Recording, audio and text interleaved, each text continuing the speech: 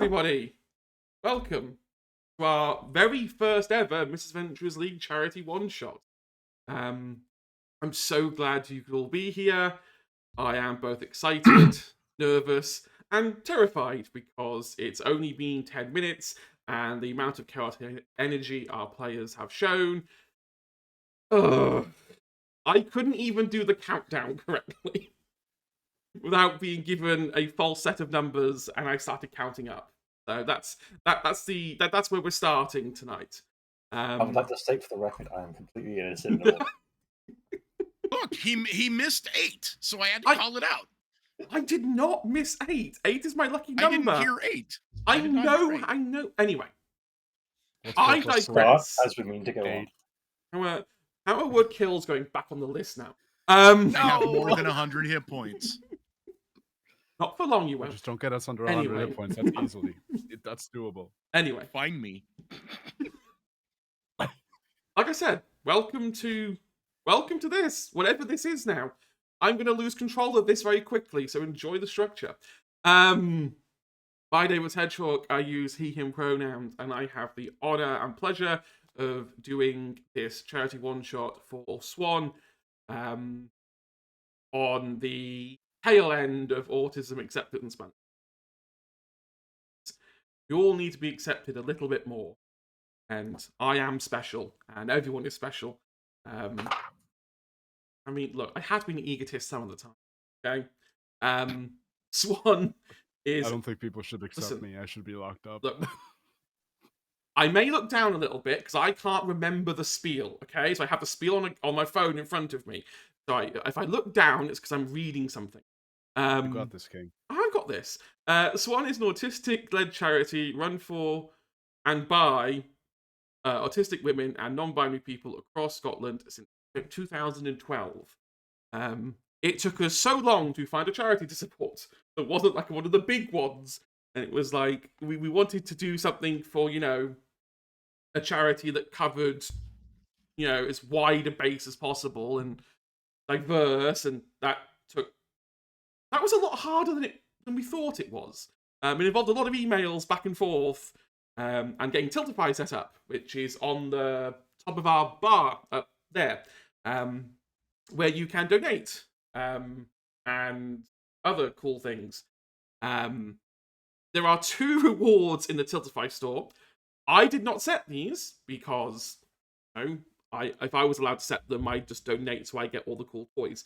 But in the name of being fair, if you donate £10, yeah, we're using pounds, not dollars. If you donate £10, you can choose to either give players advantage or give me disadvantage.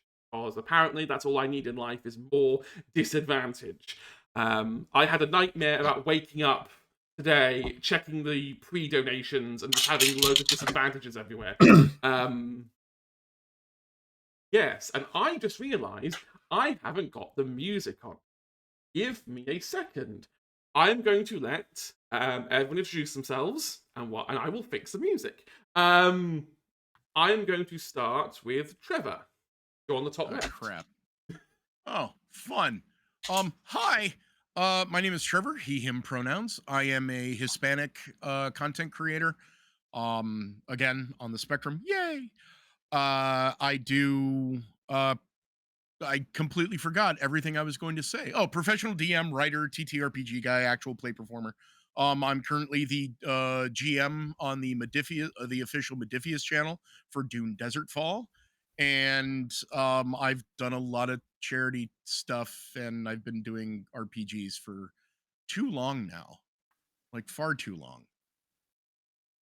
But you can find me at tattoosandbones.com. Yay! Hey, give me a second. I am just fixing the thing. Give me a second, everyone. No, they are my notes. See my notes on screen. Give me a second. Oh, wait, let me zoom in. Shit. Yeah. Edit transform. Why is it doing this? This shouldn't be doing this. 0, 0. Multiple tabs. 0, 0. Right. Not me zoom in. It's gone That's now. nasty. Okay. It's gone. You can't see it anymore. Dang. Okay. Naomi, please carry Hi everyone, I'm Naomi, and for once on a tabletop role-play game, I am not the source of chaos. So, I am a student artist, currently coming to the end of my course, so excited about that. IT engineer extraordinaire, and have been playing these kinds of things almost too long, not quite gotten there. Awesome. Last but not least, Apollo. Greetings. My name is Apollo. I hail from the Emerald Isle of Saints and Scholars, the beautiful and proud nation of Ireland. Hey y'all, my name is Apollo. I'm an Irish, in general, content creator, but if we're gonna break it down, aspiring voice actor, TTRPG performer, and cosplayer. I'm gonna just read what I told Anna. No. I think you almost have. Just the I've, words uh, chaotic wholesome. No, none of that. I'm gonna be a problem. That's the whole goal for this. You let me be too high level with too many fun toys. That being We said, could be higher level. we could be. We could now. If enough people in the chat peer pressure hedge, we will be level 20 by force.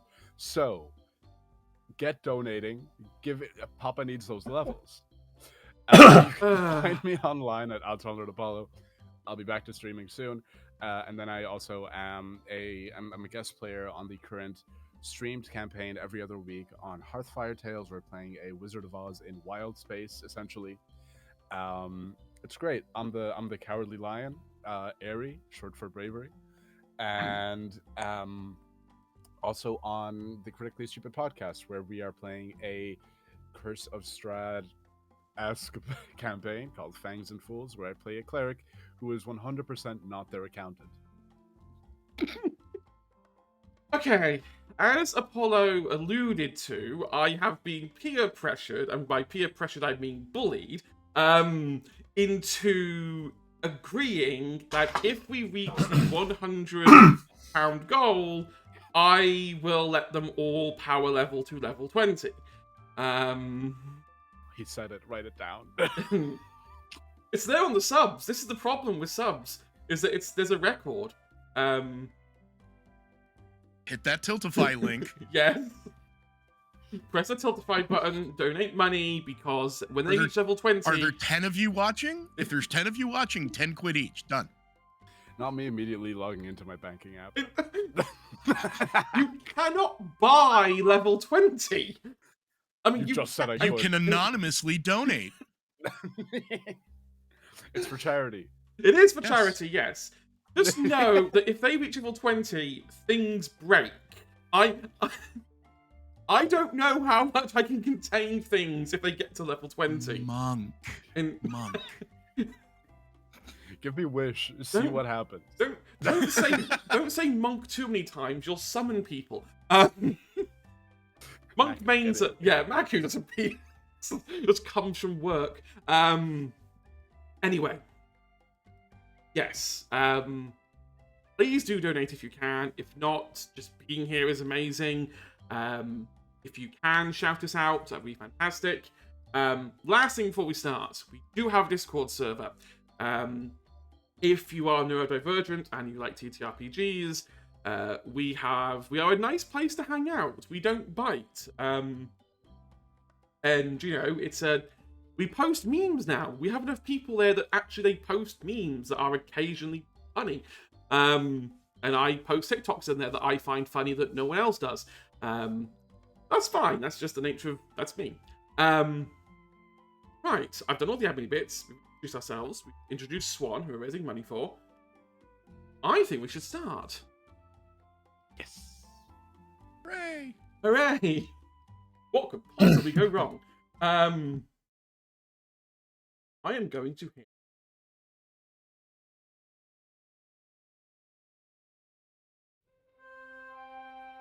And then turn it down. That's too.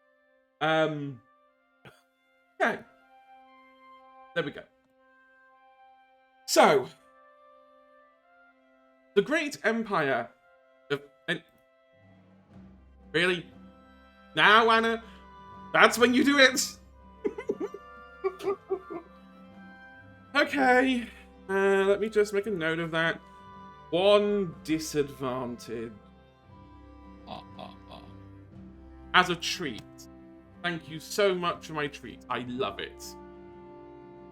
This is just revenge for all the emotional turmoil I am going to inflict on them during the vampire game, so I will take it with a smile and know that my revenge is coming very soon. Right. Yes. The wonderful Empire of Solar covered most of the world at one point. It was, for lack of a better word, glorious. However, things took a little bit of a turn when the Emperor and his only son and heir were unexpectedly offed. And no one knows who done it. And so, the world fractured. Several people came forward as claimants. Some had some legitimacy.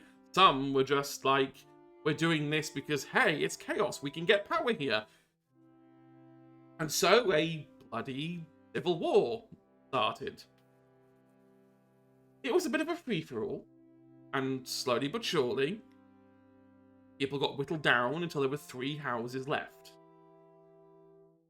However, those 3 houses couldn't defeat each other. And after 6 years of constant stalemating, backwards and forwards, it was decided for the good of everyone that maybe we should have some peace. Everyone is convening at the former Imperial Palace. Still technically the Imperial Palace, let's be clear. But the soon not to be Imperial Palace. As each of the 3 houses have agreed to meet and sign an agreement which carves the Empire into 3 smaller kingdoms. No one wants to be here. It's not something that anyone wants to do. They all wanted to claim victory for themselves. This is the next best compromise, so to speak. And there's a lot of distrust in these 3 houses. Everyone thinks that this may be a trap. That this may be, maybe one of these houses is planning something against someone. And also, everyone's been fighting for so long. Our 3 characters today are champions, heroes of this call, of their respective houses. They have met before in battle, never actually being able to kill each other. Frustratingly, in a world where Revivify and Resurrection are just a click of a finger away. Turns out you're really hard to kill. But hey, Palace is all set up.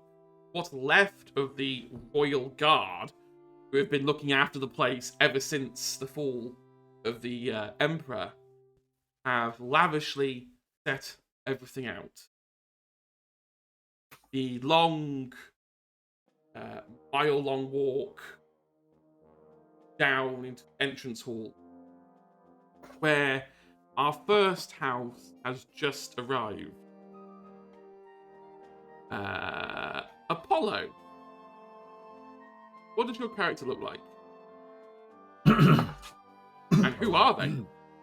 As I enter this palace. Hedge, I gotta ask you, am I entering alone? Am I entering, am I like... You are in an entourage. Okay, I am the entourage. Have my sovereigns or like leaders already gone in, or am I setting the stage for them? You are setting the stage. You are front and center with them behind you. Because hey, they're not going to walk into a room like first. And oh, well done, Mac. Yes, boom. Yes, they're not going to walk into a room first. And hang on, have another disadvantage and another disadvantage. Okay, so I have 3 disadvantages now. Okay. Yay. Fucked. One of them is from me. And Naomi has an advantage. Okay, yes, so you are leading this from the front. Your sovereign is behind you, all kitted out in house colours. Yeah. You see as funky. Okay. Stepping out of this carriage and onto the like lavish carpet that has been set out, steps out someone who looks like they should be a scholar, but is a knight. They are wearing long robes that seem to be fitted and padded. At their hip, on their hips, on one side they have a extremely large leather and iron bound spellbook, and on the other hangs a sword. Around their waist is one of those belts that is like it's so big it may as well be a corset almost, that just hugs their waist extremely tightly, and from it on it is carved the face of a scene from mythology of a giant being pulled apart. As they walk, you see that when the light hits them, armor gleams off them, armor that isn't there physically but is just there in similar to what mage armor looks like. It is an illusory crystalline refractive armor that surrounds their entire body. As they walk out, they brandish their sword. Once they reach the threshold of where people are gathering to make an announcement, they swing their sword as if cutting the air and the tension of the room itself. With a massive roar, they announce themselves. When people look at them, they see that they are human, presumably male, missing an eye, where a scar runs from their forehead down to their cheek, a flat top haircut, very like clean cut military. They say, "Everyone, the sovereigns of House Argent," and they point their sword back to the carriage and step to the side so that their sovereigns can make their entrance. Awesome. What does your sovereign look like? Oh fuck! Who is the? I put all my brain power into me, man. I mean, I can go for it if you like. Abria Iyengar walks in. I mean, Nice. okay, that's a vibe. What? Abria Iyengar and Christina Ariel walk in. Those are my queens. Yeah, no, these two human women, dark skin, their hair, one has sort of like more dyed with a dark blue, the other one has more of a dark red type blue. They both have cuffs and ringlets and just jewelry adorning their dreads, their long dreads that hang behind them or they come down in a ponytail. They're both wearing similar robes to what I'm wearing, but theirs are 100% like gala robes, where mine are more fit for function. I think they both also have like some form of spellbook on them. I do think that it's a wizard nation. Fuck it, it's a wizard nation. But yeah, let's just add Wizard Nation. Why not? Yeah, and they both have like real cool staves. That when you unite them together, they form one. Oh, magical Voltron. Just why 7 not? princesses, each with a different color. When we get to level 20, I will bring Voltron into this world. And if you get to level 20. When? Well, if there's three disadvantages and advantage, that's already 40 pounds. That is, Yeah, yes. we only need 60 we are more. at 40. You only need 60 more to get level 20. Yeah. And we're just getting raided. Hey, hello Hello, Raiders. Okay. You enter this grand entrance hall. There's like several pillars going down. At each pillar is a royal guard kitted out in the kind of white and grey knight uniform that they have. All of them are afraid. Seeing you enter. There's kind of an air of this is actually happening. We are gathering all these people in one place at the same time, and we're pretty sure they're not going to wreck the place. Like this is an historic palace that's been around since for at least 1,000 or so years, been constantly rebuilt and expanded on, and and there's history here. And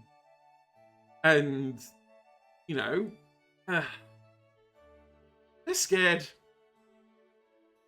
Yeah, good. I think as I'm standing up there, I'm just mentally sizing people up, because I think every nation that is, well, what will be every nation, every house that is walking here, that might not be the case for the other houses, but for House Argent, their attitude is pretty much, we're the powerful ones here, and we're only doing this as a courtesy. They have a very, like, if I must, air about them. If I have to be here. Awesome. You enter, you are ushered in, they take you off to the side, and ask you all to wait there until everyone else arrives. At which point,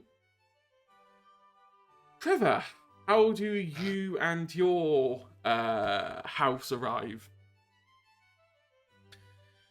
No carriage, but walking up that beautiful, that beautiful path leading up to the palace and all of these people is this massive Goliath carrying this wooden vessel, just trimmed in gold with flecks of yellow and purple and black paint on it, just wordlessly stepping, completely just enrapturing people.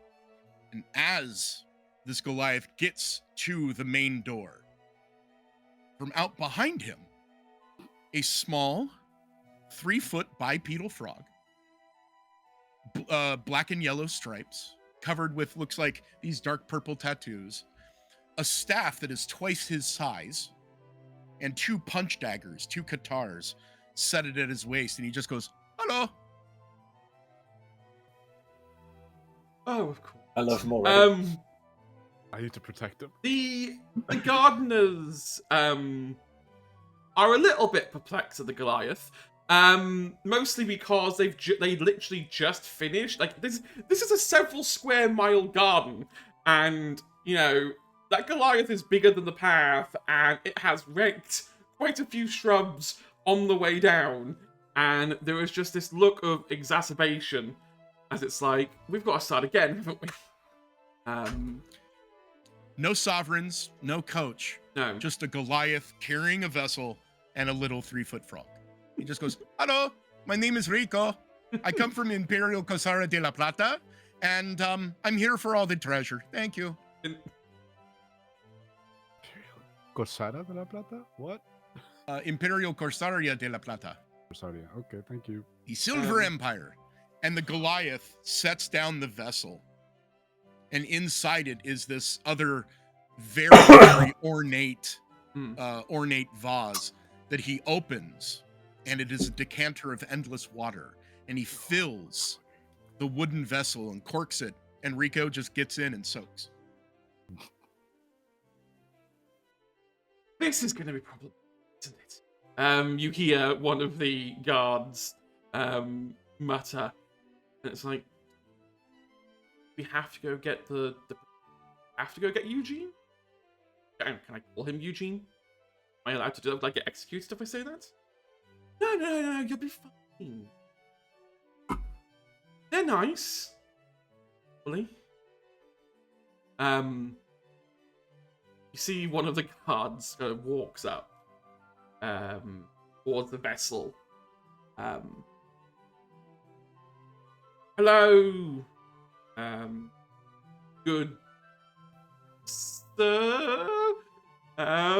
Yes, Rico Che. Yes. I am the Shadow Monk of Kadesh, an alleged master thief of that as well. I'm here on behalf of my sovereigns from the Silver Empire, and you are carving up everything else, and we are going to make our play for it. Yes, we were expecting you. Is there anyone else? Is it just you? No, it's just me. They have sent me because I am very wise, and I will make the correct decisions for the Empire. Okay, this is, I would say unexpected, but this is probably totally expected. If you'd like to head on inside, we're just getting everyone gathered, and then we'll start proceedings. Rico Be so looks up at the kind. Goliath. Mario, please, can you take us inside? And then as the Goliath lifts the vessel, Rico kind of leans over and looks at the guardsman. He says, "Do you want to know something wise? I don't think I have a choice, but go on. If olive oils comes from olives, what does baby oil come from? Think about that." And Mario just takes the vessel and goes off to the side with Rico just lounging in it. Where does baby oil come? His baby must protect. Okay. Fuck whatever you're planning, Hedge. This whole one shot is just protecting Rico. Yes. I'm not rolling any attack rolls. I'm only holding concentration on Shield of Fate. Rico gets a revivify, and Rico gets a revivify. Oh god, I can Death see word, what death this word, is death going. word. We're actively dying, and we're like, cure wounds to Rico. Anyway, Rico goes in, and a few minutes later, Naomi, please describe your character, their house, and how they arrive. The party for the House de la Parade arrives in a chain of exquisitely comfortable looking carriages. As stepping out from the lead carriage, a censer already ablaze, particularly sweet, fragrant, already burning. Nisa Timbers, small gnome cleric of Alile, sort of gluttony and steps out and off the as welcoming Lord of the house, Lord Elric Gulapa. She is approximately 4'10", well, 4'3", and shocks of bright pink hair falls down on her shoulder, over and under which she's wearing her clerical vestments, deep crimson red.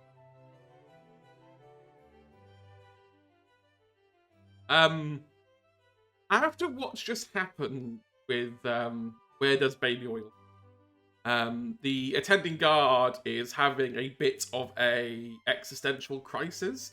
So you see that one of the other guards has to walk over from the other side to greet you with a soft bow.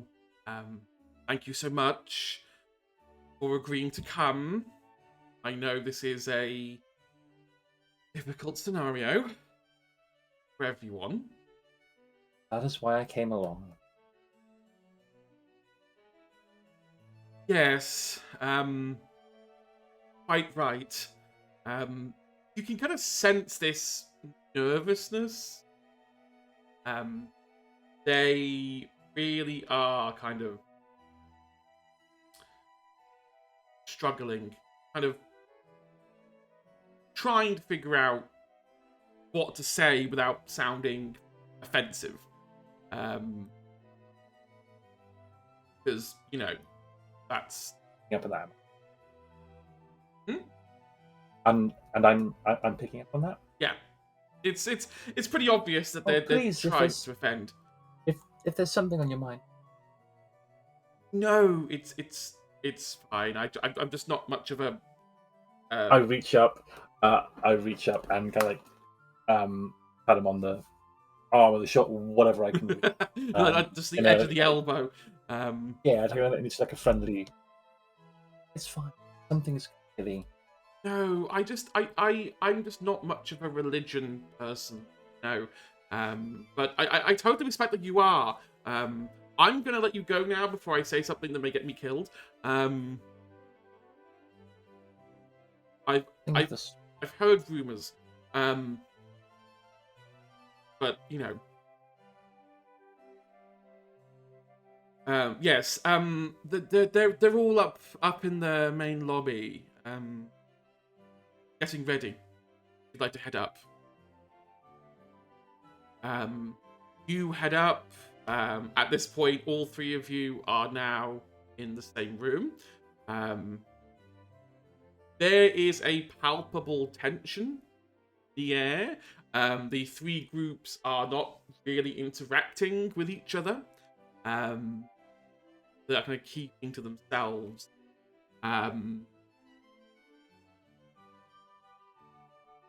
At which point, at the end of this great hall, there are two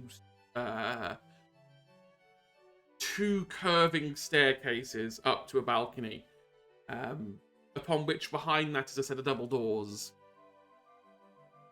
The doors open, and out walks this elven knight, almost would be the word. Extremely fair skin, very much, very similar regalia to Ganymede, but in all things Empire, a lot more with glitter and style on it. You're pretty sure there actually is glitter on some of the in between some of the plates, just to make it shine a little bit more. They have a large staff on their back. This is Lord Protector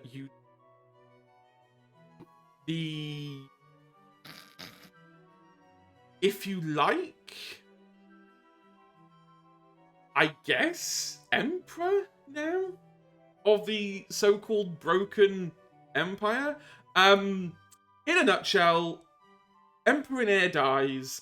There's no one to be a legitimate heir. They're scrambling to find someone, anyone who would have a lineage to claim the throne. They did find someone. They found a 6-month-year-old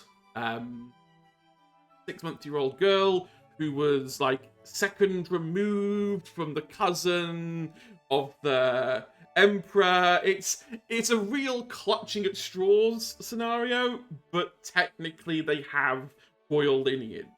Obviously, a 6-year-old can't rule an empire. Normally, you would have your mother as a regent, but there is no mother to speak of. They died during childbirth. And so the Lord Protector, who is supposed to be the bodyguard to the Emperor, has essentially assumed control. They have been trying to keep a lid on this situation. They haven't really been getting involved too much in the Civil War, mostly because they've been trying to gain their own strength and build the royal army back up. In a nutshell, when the Civil War happened, most of the royal regiments disbanded and went to the houses. So there wasn't much of a royal army left. So Eugene has been trying to rebuild the royal army with the intention of, in a polite way, building up the army to defeat the Yuuzhi and reassert imperial rule. You being here is not the desired outcome for Eugene. Eugene would have far much preferred to have all of you executed. And you know, and they've made this clear numerous times when you've met in the past. That they are not fans of any of you. There is a moment where all of the guards look at Eugene, of messy blonde hair that never, no matter how much you like comb it, immediately just goes back into bedhead and just will not fix itself. Hello, everyone. It is a pleasure to have you. Yes, hello. It is a wonderful pleasure to have you here in this difficult time. I hope that we can make some progress and maybe find peace so that everyone can stop a war. We've set up the dining room as a negotiating room. We have already prepared the maps that you have all submitted to us to carving up the territory. There are some sticking points, shall we say, where we can't agree on who gets what. So if the sovereigns, like to accompany us main room, we can begin.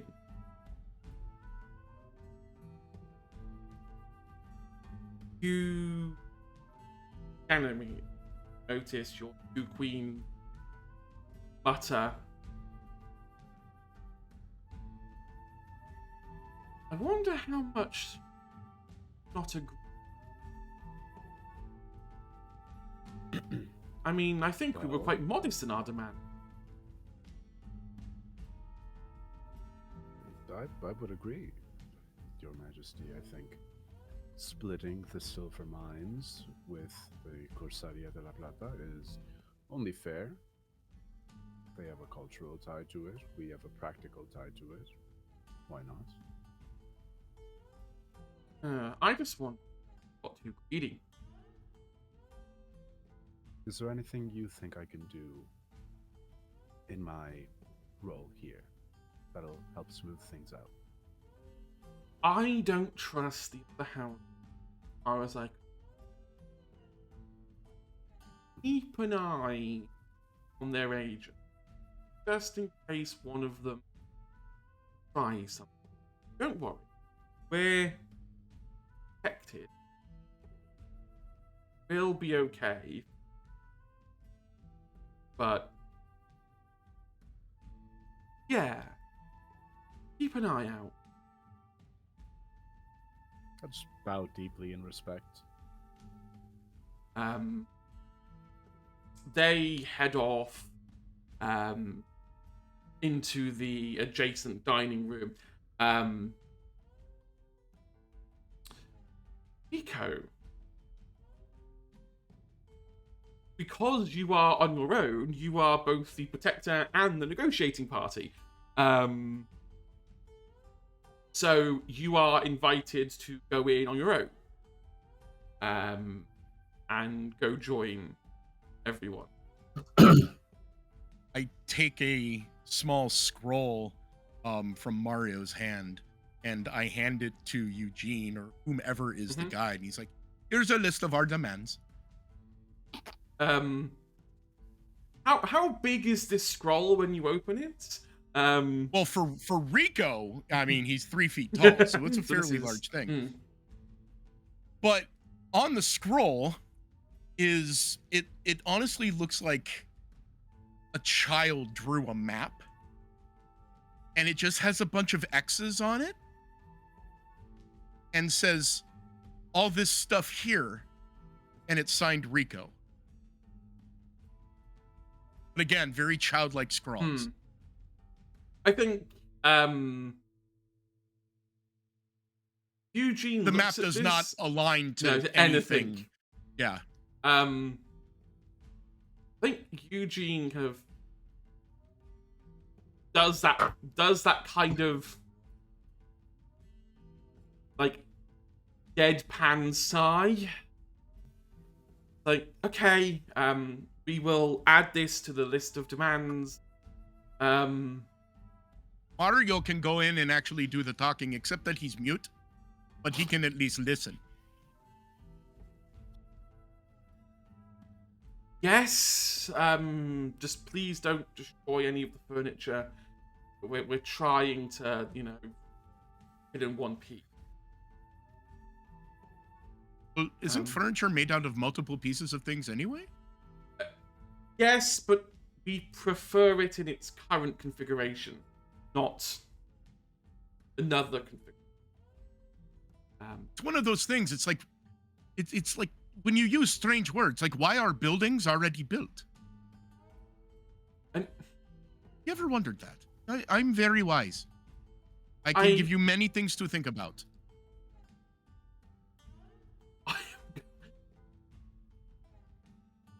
I'm gonna make you. I have to do it with disadvantage.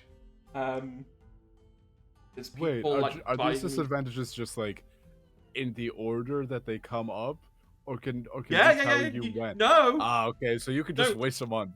Yes, I nothing. can. Okay. Thank you. You're nasty. Well, that's a that's a 11. So yeah, he's not passing that against level 14 characters. Pray tell what wisdom you have for me. Oh, you mean other than what I already said? Yes. It's very, very important. Can you stand backwards on stairs? Can you stand backwards on stairs? I just go into the room. I need to check something.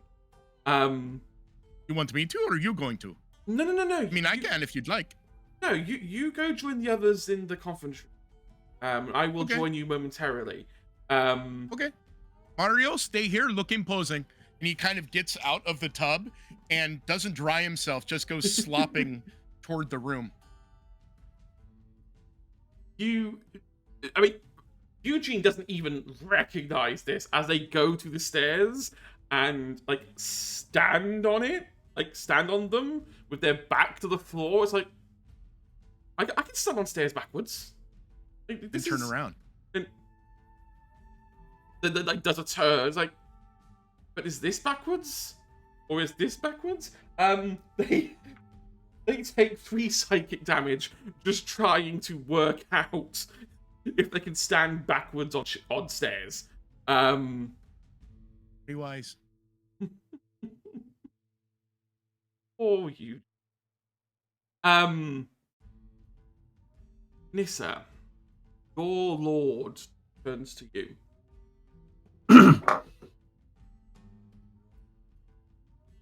I would rather not get in any kind of long-term engagement with House Argent again. We can't have a repeat of what happened over in the cliffs. I'm not saying that we're surrendering, just maybe we're gonna have to cede a little bit more on the borders than we originally anticipated. Where we concede, also make gains elsewhere. Well, that's what I was thinking. I don't think this character has it all together. So maybe as we lose with one, we can take the other?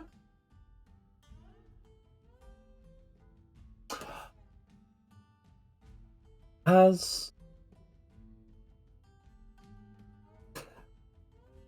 perhaps, I would possibly guess, humbly, of course, I'd make sure that our basic needs are that we have enough grazing, enough fertile farmland, forests for those Yes. occasional little sojourns, and enough to get by. We needn't be. No. But keep an eye on the Argent lot, just in case they try to get greedy. Of course. I don't trust an empire run by... Like, why do you need two people? There's only me, and I do a good enough job. Of course you do. Of course you do. You're wonderful. Yeah, your lord has been known to have a little bit of an inferiority complex. Big time. Which has kind of... One of the reasons that you're here is not because you are a mighty house, but there was... The war was sliding against you, and if it had continued, probably would have been the first to fall. Probably two House Argents. So this is seen as damage control for the current kingdom. But also maybe a chance to pull off a swindle and gain something else instead. I'm going to go start the negotiation. Of course. I What would you will like me to try do? not to give away too much territory. I need you to keep an eye on that amphibian. Just make sure they don't steal anything of ours that's important. Of course. They can I'm steal sure I from can the keep them house. occupied. They can steal from the imperial household as much as they like. Just not from us. And if you could somehow, I don't know, convince them to steal from the Argents, even better. I'm sure I can keep our young friend occupied. Fantastic. And they walk off. Ganymede. Hello. As everyone's filtering out into the conference, you see two guards sort of buttering near the entrance conference room. Not really... They're speaking in deliberate hushed tones. As not to try and alert anyone or raise suspicions. I'm gonna walk up to them and say, "Is this how you guard the negotiation of a treaty that will define nations?"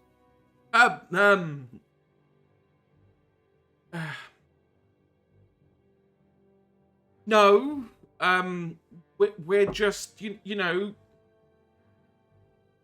just having a discussion. I mean, there's plenty of guards here. We're just making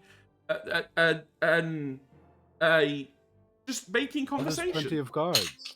There's plenty of guards, is there? I seem to remember your plenty of guards failing to protect the emperor and their heir, and causing over 6 years of war. So maybe cut this shit out and lock into your actual jobs. Give me an intimidation check. Okay. Oh, I'm not gonna roll that die. I'm gonna. Okay. I don't know. Okay, come on. Right. 27.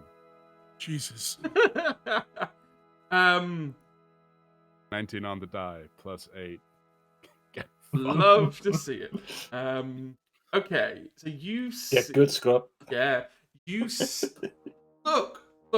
I was just saying how Lord Protector Eugene was that welcome speech was not like him. Sorry, them.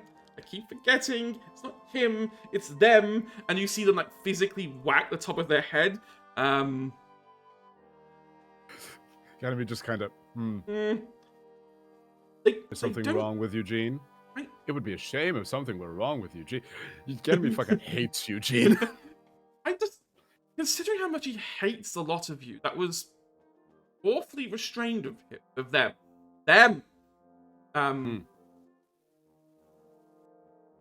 I don't get why they were so nice. They've been really cranky about this meeting all week. Oh, they feel defeated, as they should. They've been trying to make a power grab for years and nothing has come of it because, quite frankly, Eugene is quite incompetent. So they know that their goose is cooked and now they have to sit in it. So this is what life has brought them. I think most of us are worrying about what happens to us. I'm sure you'll find gainful employment within the other houses, as most of the Imperial Army already has. I can trust you, right? Say what you have to say. I think Dean's planning some sort of coup. I don't quite know what the full plan is, but something about the palace and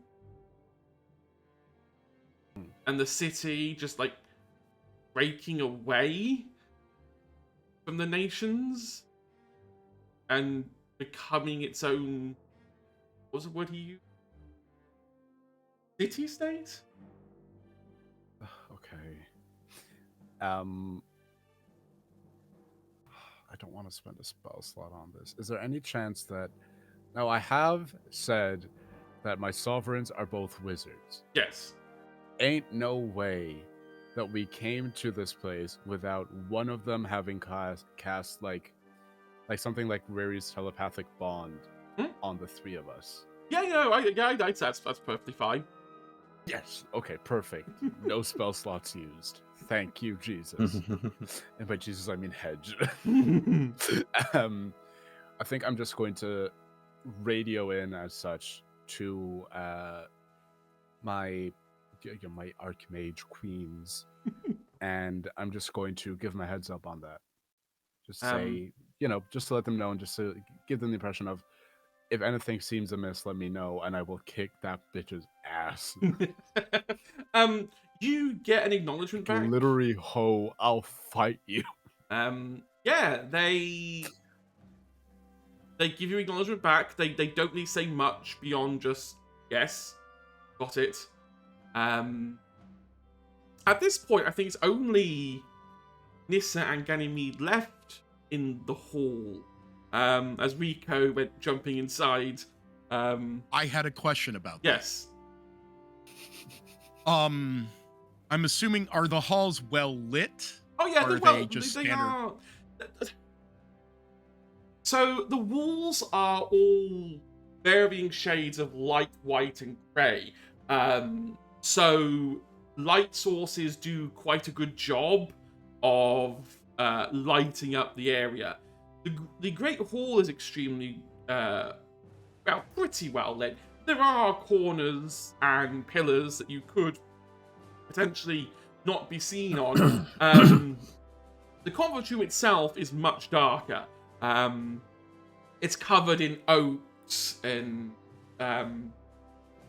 darker colours, so light isn't so good at reflecting off the surfaces. So there are much more darker corners in there. Okay.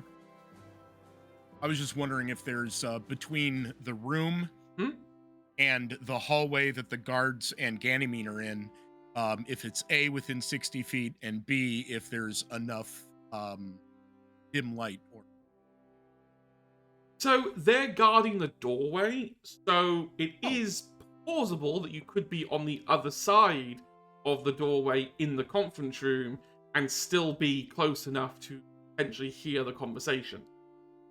Oh yeah, because I was just gonna shadow step and walk out of another shadow. And but yeah, no, Rico just walks between the two guards, yawning. It's like, it is so boring in there. But are the guards wearing gauntlets or like anything like that? yeah, they've got kind of like basic iron gauntlets on that look a little bit uncomfortable and also look quite old. You get the impression that without the Emperor and the Empire's wealth, the Royal Guard have been scrimping for the past 6 years. There's not a lot of money left in the treasury.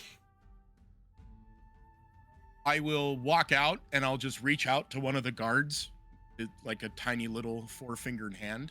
Like, thank you for doing your job. It's just very boring in there. I don't need to hear them yap, yap, yap, yap, yap, yap, yap, yap, yap. I already gave them what the Silver Empire needs, so I'm just going to go hang out with my large friend and maybe the other 2 people that I've been trying to kill for...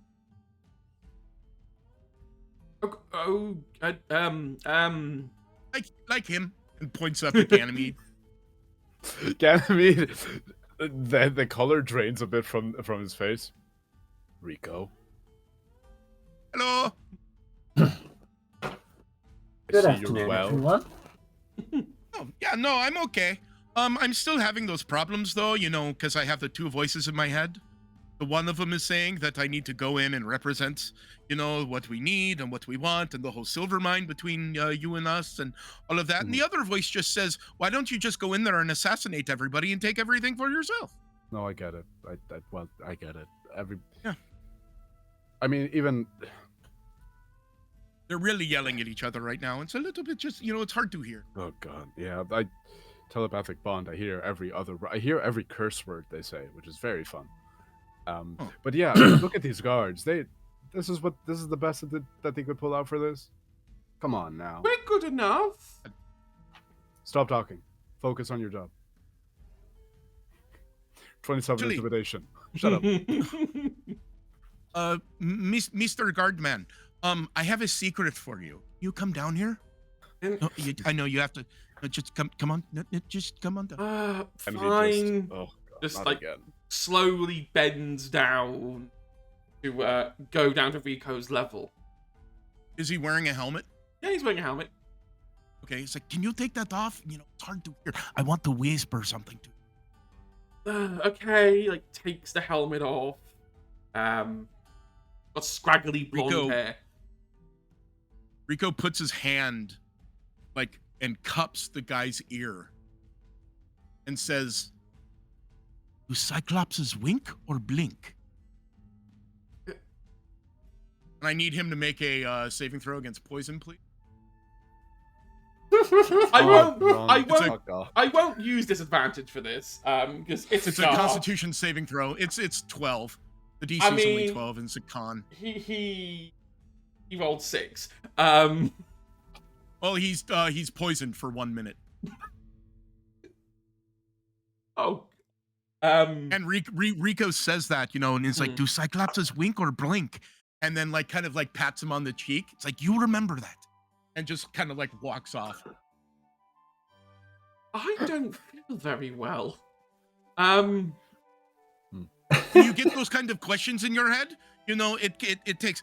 What you need to do is get lost in your mind, and it's probably a very uncomfortable place for you, but you just have to sit with it and let it just percolate. I love that word, Rico? percolate.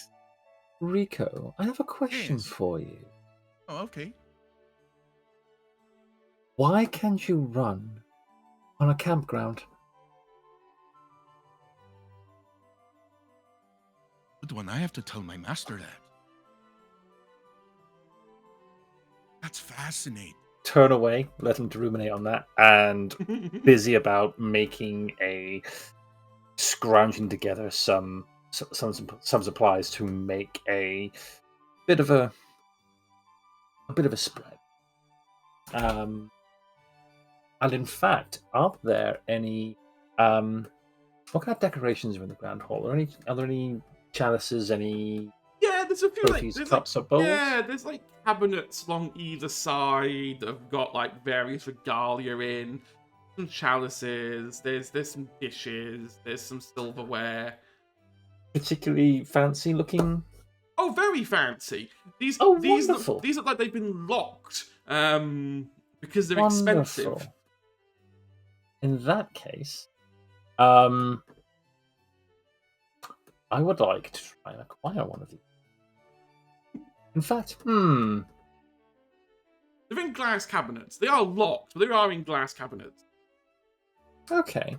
Well, whilst the guards are being discussed with by my companions, I shall like to acquire one of these. As part of the which I am spreading out for everyone. Awesome. You have two options here. You can either try and lockpick this in some way if you've got a thieves kit. If not, you could just punch the glass. I have a mace. Or yeah, you could just mace the glass and take the bowl. Yeah, I'll do that. For dish break glass. You like mace smash this cabinet. There's more than 2 guards in here. There's about 15 or 16 guards. All of them like look and are like, we should go deal with that. And then they all give each other this look of, but which one of us is going to go and actually do it? It's like there's a mental calculation in their head here. There's 15 of us. There's one Nissa. They're a renowned hero. Could we feasibly stop her if we wanted to? And While they all kind of progressively stop. While they're considering this, Nisa is just mumbling and muttering to herself, oh, this just will not. Oh no. She grabs the most expensive looking prized jeweled encrusted bowl and walks it over to the largest table and grabs her censer and is spreading some of the very succulent smoke around it. With this point, I would like to cast using my censer as my spellcasting focus, Hero's Feast, consuming the bowl. Nice. That's so rude. I know. But I have a spidey sense about something happening sometime soon. So I will call it premonition. You bring forth a great feast, including magnificent food and drink. The feast takes 1 hour to consume and disappears at the end of that time. And the beneficial effects don't set in until the hour is over. Up to 12 creatures can partake in the feast. A creature that partakes in the feast gains several benefits. The creature is cured of all diseases and poison, becomes immune to poison and being frightened, and makes all wisdom saving throws with advantage. Its hit point maximum is also increased by 2d10, and it gains the same number of hit points. These benefits last for 24 hours. Please, everyone, enjoy. A gift from my house, yours. Well, I guess technically his house to all of us, but still, please enjoy. Ganymede is just sort of one of the guards again, just to make sure they're staying on the job. They are very much on the job. Ooh. Good. As Lisa, you are far too kind. Thank you very much. Of course, please, in the spirit of friendship. We'll sit closest to the door where everyone is doing the negotiations, just still keeping an ear open, but just like. So the current state of negotiations is that the Twin Queens are at this point basically grabbing the pen and just drawing what they want, and and Nisa's Lord is just like, okay, maybe not. Oh, okay. Over the psychic link, I just send like, girl, chill out, just a little bit. I'm pretty sure I was born there. She's like, it's mine now, motherfucker. Yeah, literally what she's done is, he was born there, she's drew the border, then deliberately gone up, and then gone around it, and then gone back down. Like, oh, this town looks nice. Yeah. Gerrymandering. Yeah, literally, these two queens. Wizards would. Yeah, just gerrymandering the entire continent to what they want. And it's like, hang on a minute, you own like 90% of the cities. I'm just left with like nothing. It's not I would imagine nothing. that like their policy is like, oh, just get places that are good for mining spell components. And they're like, yeah, but there's one specific bird whose feathers we need. And it's like, you can just get that anywhere. Yeah, but it's just convenient. So Naomi has another advantage. And we're now halfway to making everyone level 20. Yay. I'm gonna ask one of the guards. I'm just gonna like walk up to a totally different one, not the poisoned one. And it's like, you're sitting there or standing there or doing whatever you're doing. What can I make you a plate? A plate of what exactly? Of the food that is being made over there. I mean, I wouldn't say no. I guess. Okay. Am I Rico allowed? will go Eugene's over not here. and he is taking everything to fill the plate with his fingers. Oh. That are all covered in grung, mucus, and poison. And takes it back over and goes, here you go. Thank you. This is just what I wanted. I'm so hungry. It's very tasty. It looks tasty. It looked tasty. Yes. I will make sure to eat it. Thank you so much. Okay. And Rico just walks back and like sits down and starts eating things. He's not using utensils. He's like grabbing into stuff. So like the guard kind of like waits till Rico's distracted, like looks at the nearest plant pot and just like puts the food into the plant pot. And then like goes back on duty. Plant begins wilting. Yep. Covered in poison. It's like, oh no. Yes. As you're having this feast, because it does take an hour until the effects kick in. Yes. You start hearing more muttering guards, who can't stop talking because they're afraid that if they stop being useful, Ganymede may cast a spell. And that every may 10 be the minutes I end do of just that. have a little. Every 10 minutes I just have a little crack of lightning in my hand, like. So they comment that Eugene's behavior has been weird for the past week or so. Not only have they been nicer than normal, they've also been very confused. One of the guards gives an example of one of Eugene's agents, who they've worked with for years, came by, and Eugene forgot their name and didn't know who they were. until they got reintroduced again, and then went, yes, I remember you. And there's been several occasions similar to that, where it's almost like been struggling to remember who everyone is, or where everything is.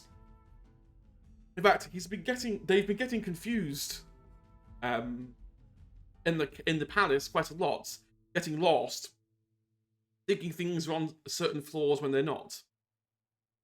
But none of the guards have the courage to tell them that they're wrong. So they moved the armory from the second floor to the first floor, just because that's where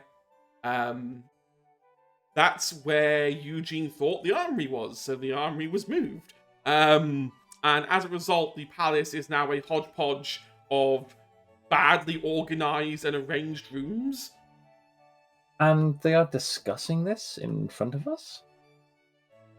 Yes, mostly because they are scared that Ganymede is going to do something if they're not cooperative. It's amazing what a 27 on intimidation will get you. At hearing that, Nissa will turn to them and, pardon me for overhearing, but I couldn't help but hear your concerns about Eugene. A little worrying, especially since they are the people that are supposed to be paying us. But yeah, we've noticed that they've just started forgetting people, or forgetting where they are, or where things are. And has anyone checked in on him? We ask if they're okay, but they just keep, I don't know, they just keep telling us everything is fine. You keep, if I may, you seem to keep having trouble with Eugene's pronouns and styles for dress. They changed. They changed like 2 weeks ago. Okay, and when did Eugene start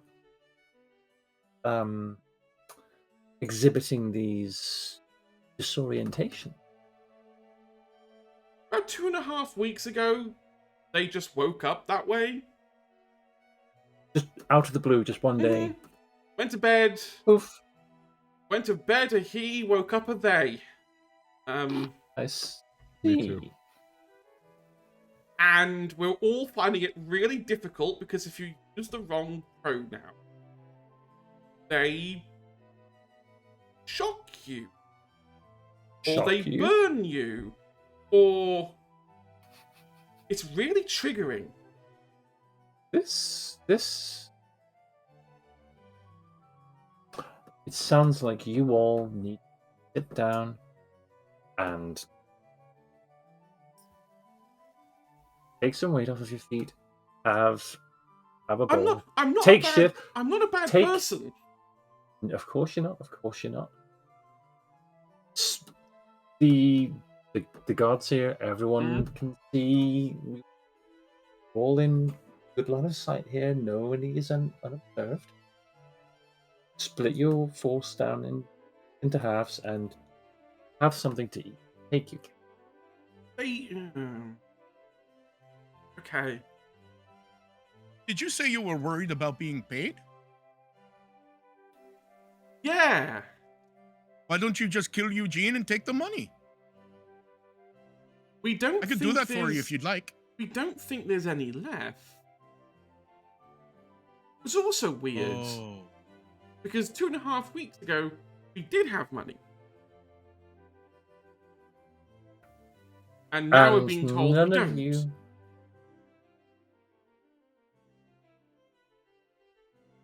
I think we need to go check in on our negotiations. I think I should go and find out where the treasury is and make sure there is no money. Real. Awesome. I'm gonna say we're gonna cut here. Have a quick break. It has been an eventful half. We have got to halfway to our goal. I now have 2 disadvantages, and they may become level 20. Yes, please. All you have to do is donate another £50, and I will let them be level 20. Already made the character. What they don't know is that I'll just make their opponent level 30. I don't know how to do it. I will figure out a way. I will contact Scroll of summoning Tarask. No, times that's so 2. annoying. Times affinity. We're gonna take a quick break. Go refill your bottles, go to the toilet, stretch your legs, do what you need to do. We will be back in about 5 to 10 minutes, where we will wrap this up. See you then.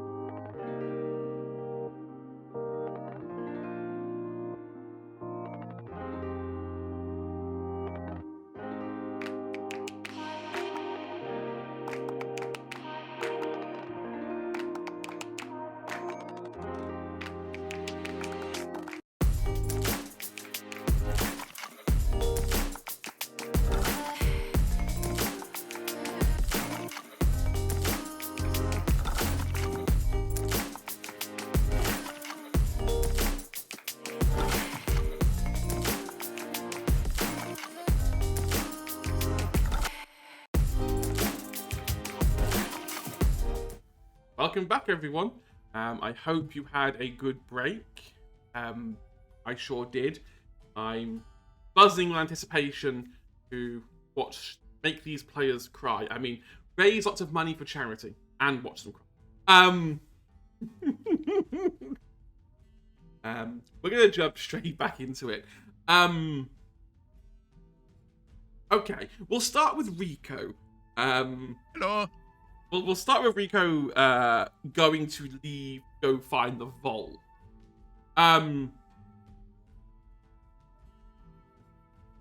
Give me an insight. Okay.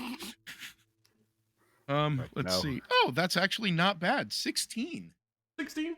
Awesome. Surprised. My wisdom is only 12. This palace has undergone a lot of rapid renovation. There's scrapes on the floor where furniture has been dragged. Every room that you pass on the way to where you think the vault is just rearranged furniture. Rooms that were once reception rooms are now bedrooms. An entire kitchen has been moved 3 rooms across. Everything is being remodeled on the fly. But you do find the vault. Yay. Just as you suspect, it is down on the lower floor in the basement.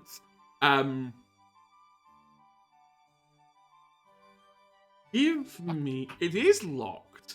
How would you like to try and unlock it? First, I'd like to check for traps. Give me an investigation check. Baldur's Gate. Bad. Oh, not bad. 17. It's 3. There was traps on this. They've all been disarmed. Oh. Well, In if there's a fact, physical now- lock, I'm now going that to attempt to pick it. Now that you look at it, it's almost like someone didn't know how to open the vault, and they've brute forced their way in. The lock isn't difficult to pry. You've got thieves' tools. You don't need to check for it. It really is that simple to get through this lock. The vault door opens and you see piles of silvers.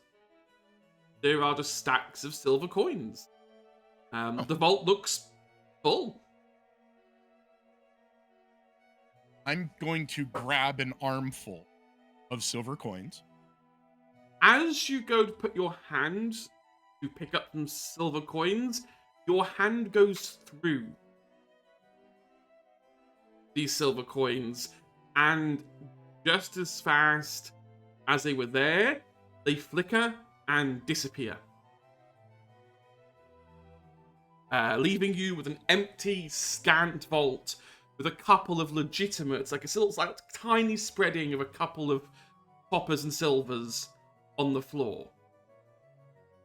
I'll scrape up what I can. There's- And very openly. Yeah. There's about 15 silver here. It's been left behind. But yeah, there is no money in this vault.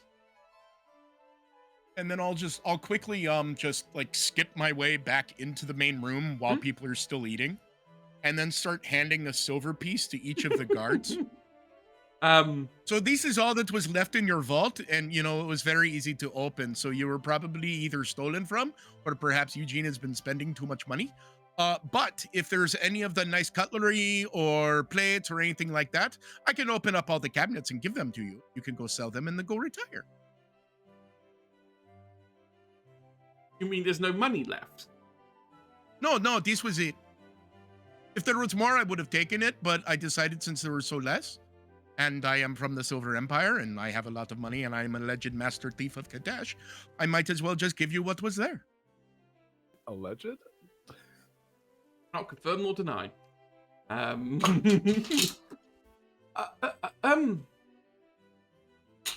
Does Eugene know we've been robbed?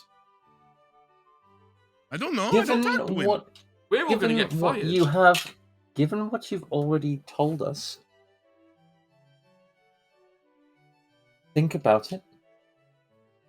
This is a place where magic exists and do wondrous things, and we have cheerful, wise, happy, wonderfully friendly talking amphibians. Do you really think it's beyond the stretch of imagination that whoever is claiming to be Eugene, as much as they may look and sometimes sound like him, are not you?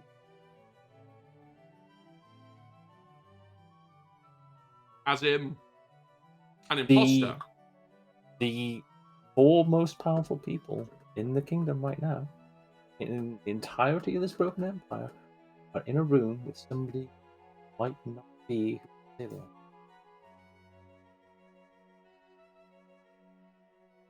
Now this might be a bit of a long shot.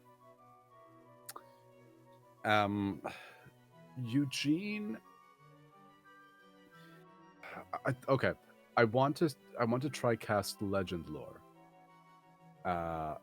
On either the castle itself or on Eugene, hoping that as the info is given to me, probably the majority of it I will already know about the history of the castle, but hoping to see if I'll get like recent update of events, so that to see if I can magic my way into seeing the most significant events that happened in the castle or to this person.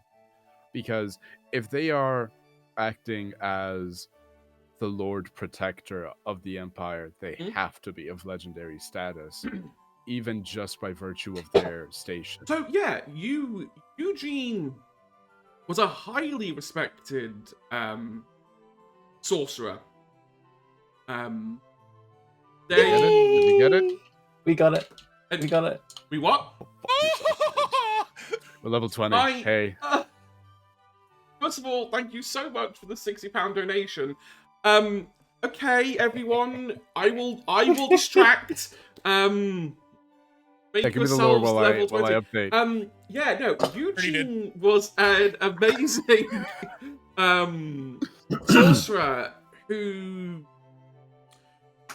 not sounding harsh, could have probably surpassed most of you in terms of power and ability. Fun fact, is actually a disgraced sorcerer from House Argent. Oh, fuck that guy. In fact, even more fun fact, they had your current job. You are the replacement. Okay, don't be mean. after they got defeated in a duel against a paladin. I'm not saying it's you. Could be you. All right. But no. After they got defeated, your two Fey Queens got rid of him and was like, yeah, you're of no use. He mommy cuddled to the Emperor and was like, hey, I can protect you. And then failed to do that. The last bit of lore you get, he's in a cupboard. I look up and I say, that's not Eugene. Whoever's in there, that's not Eugene. Okay. I let the queens know. I just tell them, keep him talking, keep him busy. If he looks like he's gonna make a move, let me know. And I have advantage. Hedge, you're gonna get cooked. As soon as he says, "Oh, sorry," and I'll let the two of y'all know. The actual Eugene is trapped in a cupboard somewhere in this castle. We have to go find him now. And I'll start I will tell you, bedroom cupboard. Ah, lovely. If the real Eugene is stuck in a cupboard, should we just go in and kill the other one? At that, I march towards the conference room. Part the two guards aside and kick the door. Yeah, you kick the door open. Everyone stops talking. Everyone looks. Eugene is at the other end of this long table, at the other side of the door. As soon as I see Eugene, Mhm.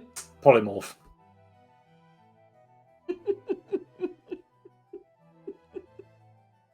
I am going to the cupboard. I'm going to. Oh, the polymorph. Oh, that's nasty. I'm walking to the conference room, so like he's like polymorph, and there's this little frog just standing behind you, going. So I'm gonna quickly resolve Ganymede quickly. Of course. You get up to the bedroom on the 4th floor, formerly the Emperor's bedroom, now Eugene's bedroom. And there is a locked cupboard inside. You smash the door open, and see a disheveled, weak-looking Eugene, who looks over at you. And as soon as the door opens, he looks. I mean, he's awake. Okay. And he just sort of weakly looks, and the only word that comes out of his mouth is, "You." Had to be you. Yeah, well, I'm the only person who was smart enough to figure out that you're in a cupboard, man. So, what's going on? Tell me everything. You give me attitude, I kill you. I was trying to look for a way to defeat you and your fellow heroes, and I came across this book, and you see that he sort of walks across to the other end of the bedroom and picks up a book written in Abyssal. For fuck's sake. Immediately, I say that in character. I'm like, fuck it, God. And it kind of worked, but then this lady appeared, and that's the last thing I remember. What was the name? What was the name of the being that you were trying to contact? Also, that's like thing number one. That's like Conjuration 101. Don't fuck with the abyss. I'm sorry? Question mark? I don't know their name. I just saw a thing that looks powerful and thought this will work. In fact, I didn't really think much of anything. Look, running an empire is hard, okay? Especially when the person in charge is this 6-month-old babbling thing that needs attention all the time. I haven't slept in weeks. All the crying and you put them down, and then you don't have time to take over the empire.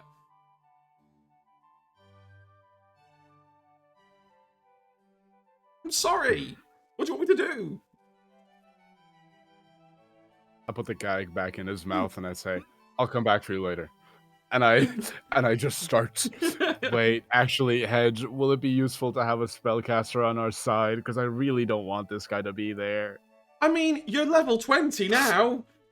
Yeah, fuck that guy. I'm a wizard with far too many hit points. I just go. Okay, so back to the conference room. Yes. So this has cast Polymorph. Guessing straight at Eugene? Yes. Okay, let me just quickly read Polymorph. Find myself. The spell transforms a creature that you can see within range into a new form. An unwilling creature must make a wisdom saving throw to avoid the effect. The spell has no effect on a shape changer or a creature with 0 hit point. The spell doesn't work. Say again, sorry? Polymorph doesn't work. Ah. Intriguing. But they know that you did it. Oh, yeah. It's very obvious. Eugene gets up from their chair. Well, fake Eugene gets up from their chair. Can someone Lords? please control the rabble? Lords and ladies, please step outside where the guards are waiting to put you to safety. That, not the Regent Eugene. Don't be silly. Of course I am. Who do you think you are? And you see that Eugene steps up onto the table and rather than walking around, walks across the table towards both of you before jumping off at the bottom. Doesn't attack, doesn't strike, just stands there at the other end of the table and just sort of shouts, "Guards, get rid of these miscreants." Who am I? Yes. Who are you? I pull apart my vestments to reveal scale mail. Withdraw. Grab my shield. I am the chosen.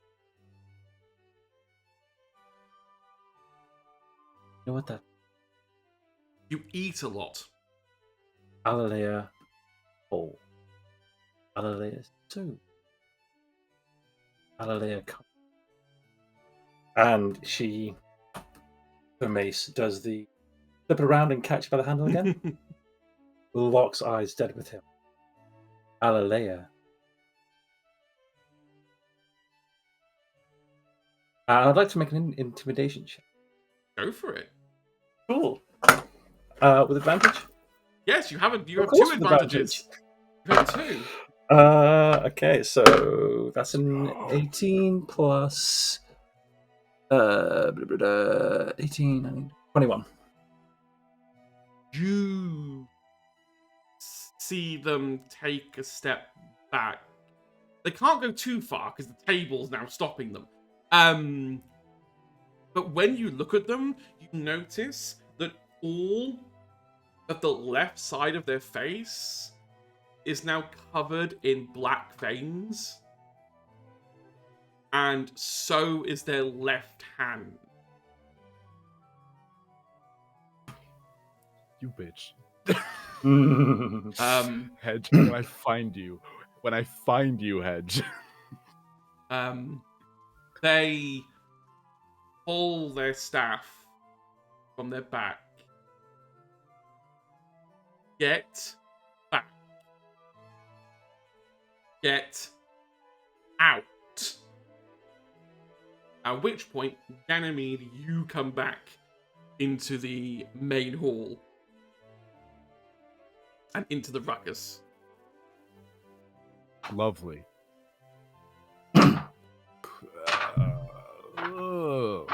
Didn't we start without you, right?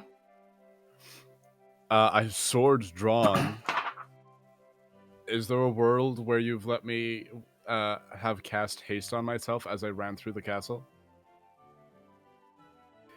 I'm already Yes! level 20. Do You, you know can what? say no. Yes! No, you know what? Look, we do this once every God knows how long. Yes, you can cast haste on yourself. Lovely. I'm speedy. I'm like if I had just drunk like 20 monsters. I'm actively vibrating.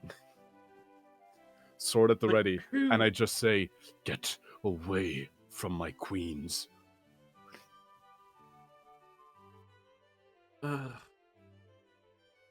I'm gonna have to. One moment. You see that all this veined face, turns around to the lords and ladies. You'll have to. I have the trash out. And they... I just expect that they can cast this. Because I changed their spells at the last moment. I can't remember if I took it. Yes, I did. They cast Dimension Door and appear at the front entrance of the Great Hall. How far away is that? About 180 to 190 feet away from the conference room door. I am going to allow everyone, before we start, because we've beaten our goal and that deserves praise, everyone can roll an Arcana check.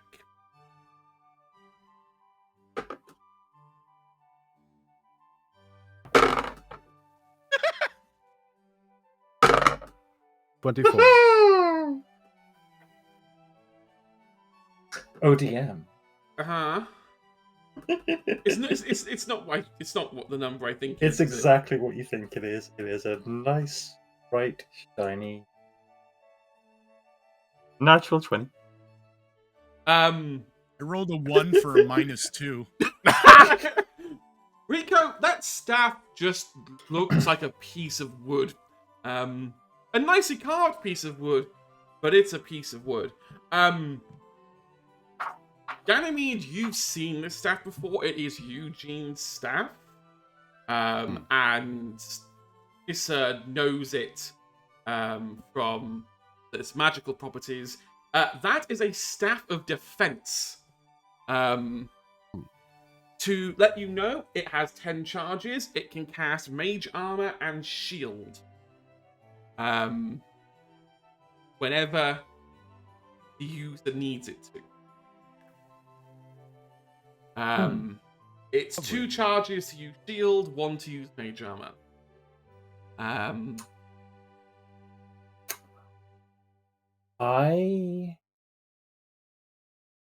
Okay. The big threat there is his staff. Get me close, I can shut it down. I look up at I look up at you, Apollo. Get me there, I can shut. Understood. At which point, everyone like to roll me. Yes. Yes. Yippee! And I'm going to roll at disadvantage because I still have 2 disadvantages. So I will use 1 for the... Oh, you are... Natural 20! One of them was a natural 20. 24 Okay. initiative. Ooh, nice. Okay, does anyone have higher than 24? I also have No. Okay, I who have- has the higher deck? It'll probably be I you. have I only 20. have a +2 to Dex, so I have a it'll probably be- +6. Okay, so we are going Rico, then we are going Enemy, then we are going Nissa. Then Yes. at 11, we have Imposter You. It should have been a 25. Should have been a 25. I hadn't rolled at disadvantage. See, this is what you do, people. With your lovely donations and raising money for great causes, you force me to go to the bottom of the initiative order. I'm not salty. No, I'm not. So. Yes? I have an addition question. Sure. A quick one. Yeah. Is there still a distinction in 5th edition between arcane and Ooh. Only in flavor. Yeah. not mechanically. So, for example, an effect that I'm reading out here for my new level 20. Thank you, everyone. Specifies spells and magical effects, except those created by an artifact or a deity. Obviously, as I am a cleric, my magic. Yep. Deity. Yeah, So that would be included I think in what I'm that thinking. would be a physical deity or avatar. Do you know what? No. You know what? We're just gonna say whatever it is you want to do, you can do it. Okay. You know what? Awesome. Thank you. Do you know what? Do you know what? I have more tricks up my sleeve. So do you know what? Bring out your big guns. I still think I can beat you. I mean, that's not... Disclaimer, that's not how you should normally play D&D. However, this is a one-shot. This is the only time I can get a TPK. So I'm going for it. This is literally let's fucking go. Yeah. Yep. Anyway, top of the order, Rico, you're about 190 foot away. They are not looking pretty prepared right now. Now, I'm going to change the music because this is the wrong music for a thing like this. Main open hallway. The not main open very way, the dim. guards are still here. The guards are still very confused about what's going on, in all honesty. How far away did you say that this guy is? Eugene is? 80 feet. Yeah, about 180 feet. away. Thank you.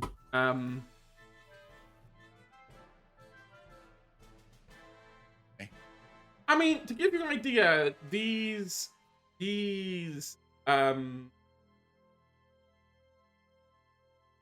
the Great Hall is only lit by scones. Which Sconces? sconces? That's the one. I read it I as mean, scones. the idea of Scones? scones just Scones. kind of on I've fire. always thought it's called scones. Sconces. There you go. You learn No, something you're new so every real day. for that. That's a better visual. But yes, they aren't particularly well protected. They could very easily be blown out to create darkness. Okay. That's very good to know. No.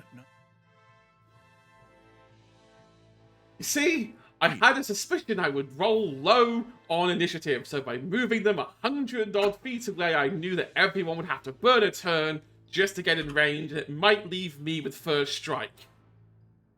Yeah, GM probably tip. not. So, my movement speed is 50. Okay, so you can move 50, so that's 130 Yep. away. I will bonus action dash. Okay, so you're 80 So feet that's a total away. of 100. Yep. And then I cast silence on him because it's within 120 feet. I dump silence centered on Eugene. Could no, I don't think we Ask have time something to now. strategize. I'm just checking. And I if am they were- heading toward the walls where there can be, Yeah. if there's any sort of dim light. Yeah. There's dim light around the edges. Perfect. For the duration, no sound can be created within or passed through a radius sphere centered on the point you choose. With any range, any creature or object is immune to thunder damage, and all creatures are deafened when entirely inside. Casting a spell that includes a verbal component is possible there. Do you know what? Yeah, well done. You've silenced him. Can I? Yep. You rule if this is metagaming or not. Hmm? Could I request that he be at the edge of the sphere so that spellcasters going up to him can still get within like a punchy range? Yeah, if you two want to coordinate that's on you. Yeah, I'm happy to do that. If the characters would coordinate it, IRL. Yeah. I'm not. That's up to God. He And by God, I mean the used DM and magic. player. Rico doesn't like magic. Rico silences the magic guy. Real. As a magic guy, I get that. Intelligence 6. He spoke funny words. Make funny words go away. No, that's so real for Rico, actually. Awesome. So yeah, that's my turn. Don't have an applicable reaction as of. Awesome.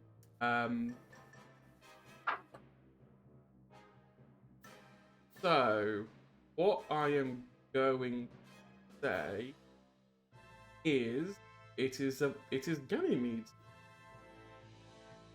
Lovely. I turn to Nisa.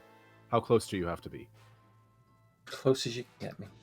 I can get us both within melee. That will do. Perfect. I'm gonna. So I've casted haste on myself. Yep. Start off with haste. The haste, cursory. I'm just gonna roll concentration for haste, just because. Yeah, come on now. Yeah, that stays. Yep.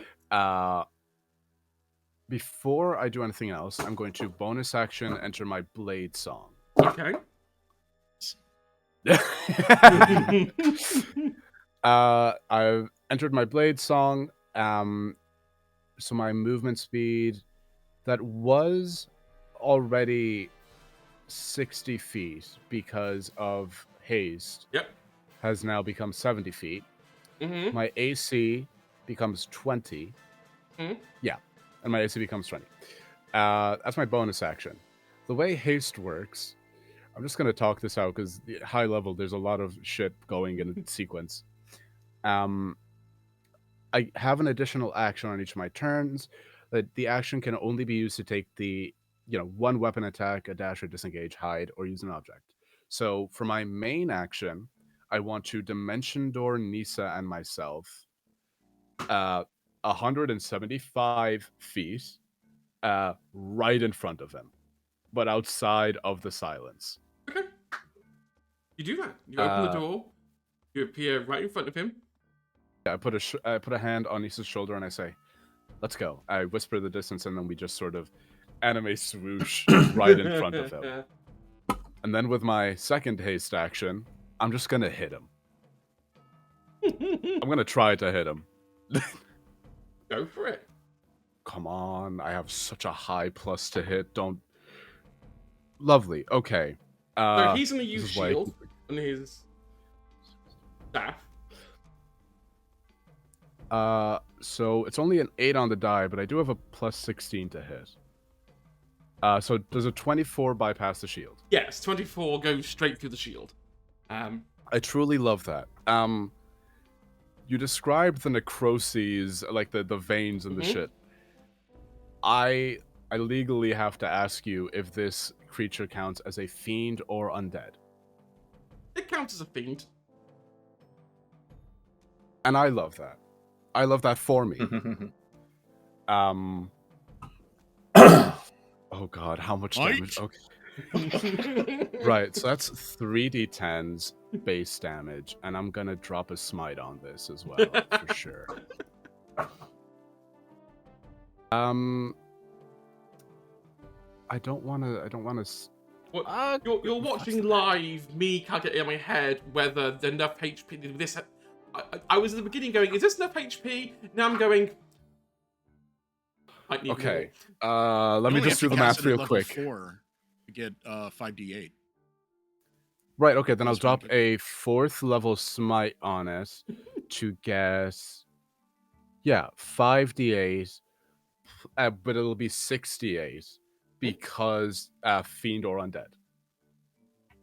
Right, so this is 3d10 plus 68. Just thank you for succumbing to the peer pressure of letting me be. Yeah. Yeah. Right. Okay. Lap it up while you can. 8, 10, 17, 19, 20, 25, 28. That's cute. 33, 40. That's gonna be 40 damage. Okay. Yeah. You slash through the shield, disintegrating it. They look shocked. They take the slash. They hiss. And and they sort of go, Oh wait, I had advantage. Let me just roll again to see if I hit that Okay. nat 20. "Oh, go for it." Nice. No. No, bastard! They shout at you. I had to. Hey, hey, you have to. Right. Anything else you want to do your turn? Or are you fully out? Apollo. No, That's it. that's me. I Fully think done. I post up. I'm like, Yep. all right, I'm done. Okay then, Nisa. that's me. Okay, so as we materialize Yep. and the blow goes in, I drop my mace onto its lanyard, so it rests down by my wrist, reach down to grab my satchel, open the lid, and place it on the end of staff. Okay. The satchel, which is a bag of devouring. Nice. And Okay. as I place it on there, I say in Infernal, Alleluia, consume. Remind me what the bag of devouring does? The extra-dimensional creature attached inside the bag can sense whenever something is placed inside. When animal or vegetable material is placed wholly within, it is devoured and lost forever. When a part of a living creature is placed inside the bag, as happens inside of it, or when an inanimate object is placed inside, there is a 50% chance that the creature is pulled inside the bag, or creature or object. A creature inside the bag can use its action to try and escape with a successful DC 15 strength check. Another creature can use its action to reach into the bag and out, doing so with a successful DC 20 strength check. Any creature that starts its turn inside the bag is devoured. Its body destroyed. Okay, so you put it on top of the staff. Yes, hoping to, Roll me a d20. 11 or higher, it gets devoured. Lower, it doesn't. I have no advantage anymore, so... Come on. Come on. Hit him with the 20. Hit him with the 12. 12. 12. It'll do it. Yes. Yeah, like, you put it on there, and he doesn't... Eugene looks confused for a second, and then all of a sudden, the staff starts to get pulled more and more, and they try to tug for a second, but realize they can't win this, and so they let go of the staff and watch as their very expensive staff of defense is eaten, and they now have no weapons. Because they don't even have daggers. Because guess who forgot to give them daggers? I didn't think this would happen. I did not think someone would eat the staff. You gotta. Okay. It's a dungeon meshy precedent. What if they eat it? For full disclosure to our audience here, I did mention this character concept in our session 0, and they both both our DM and Trevor laughed and said, "I would love you to do that." So, I have short-term memory loss. Bag of devouring on an NPC's head. And you just, let's hit that 50%. Okay. Okay. Is there anything else you'd like to do? Or you can do? I think that would probably count as an action. Mm-hmm. Yep, you've been action to do that. So, following that, I would like to take up a defensive stance, and while Ganymede is being the aggressor, I am being. Awesome. And that's the end of your turn. Yes. Awesome. Finally, Right Eugene in gets to front. go. So I'm going to reveal why I was okay with silence, because they are a sorcerer. They have taken the abilities of Eugene. They have meta magic, subtle spell. They don't need speak in order to cast a spell. So Fair effort. they are going to spend one of their 20 sorcery points to cast. Where is it? I didn't want to do this, but you pulled my hand. Come on, power word kill. Do it. Do it. No. In front of them, just as revenge, you know, for the whole. Can we move the sphere 5 feet so they're standing in it? They're going to put their own sphere 5 feet in front of them, so they're not inside it. But both Ganymede and Nisa are, and they are going to cast reverse gravity. Oh. At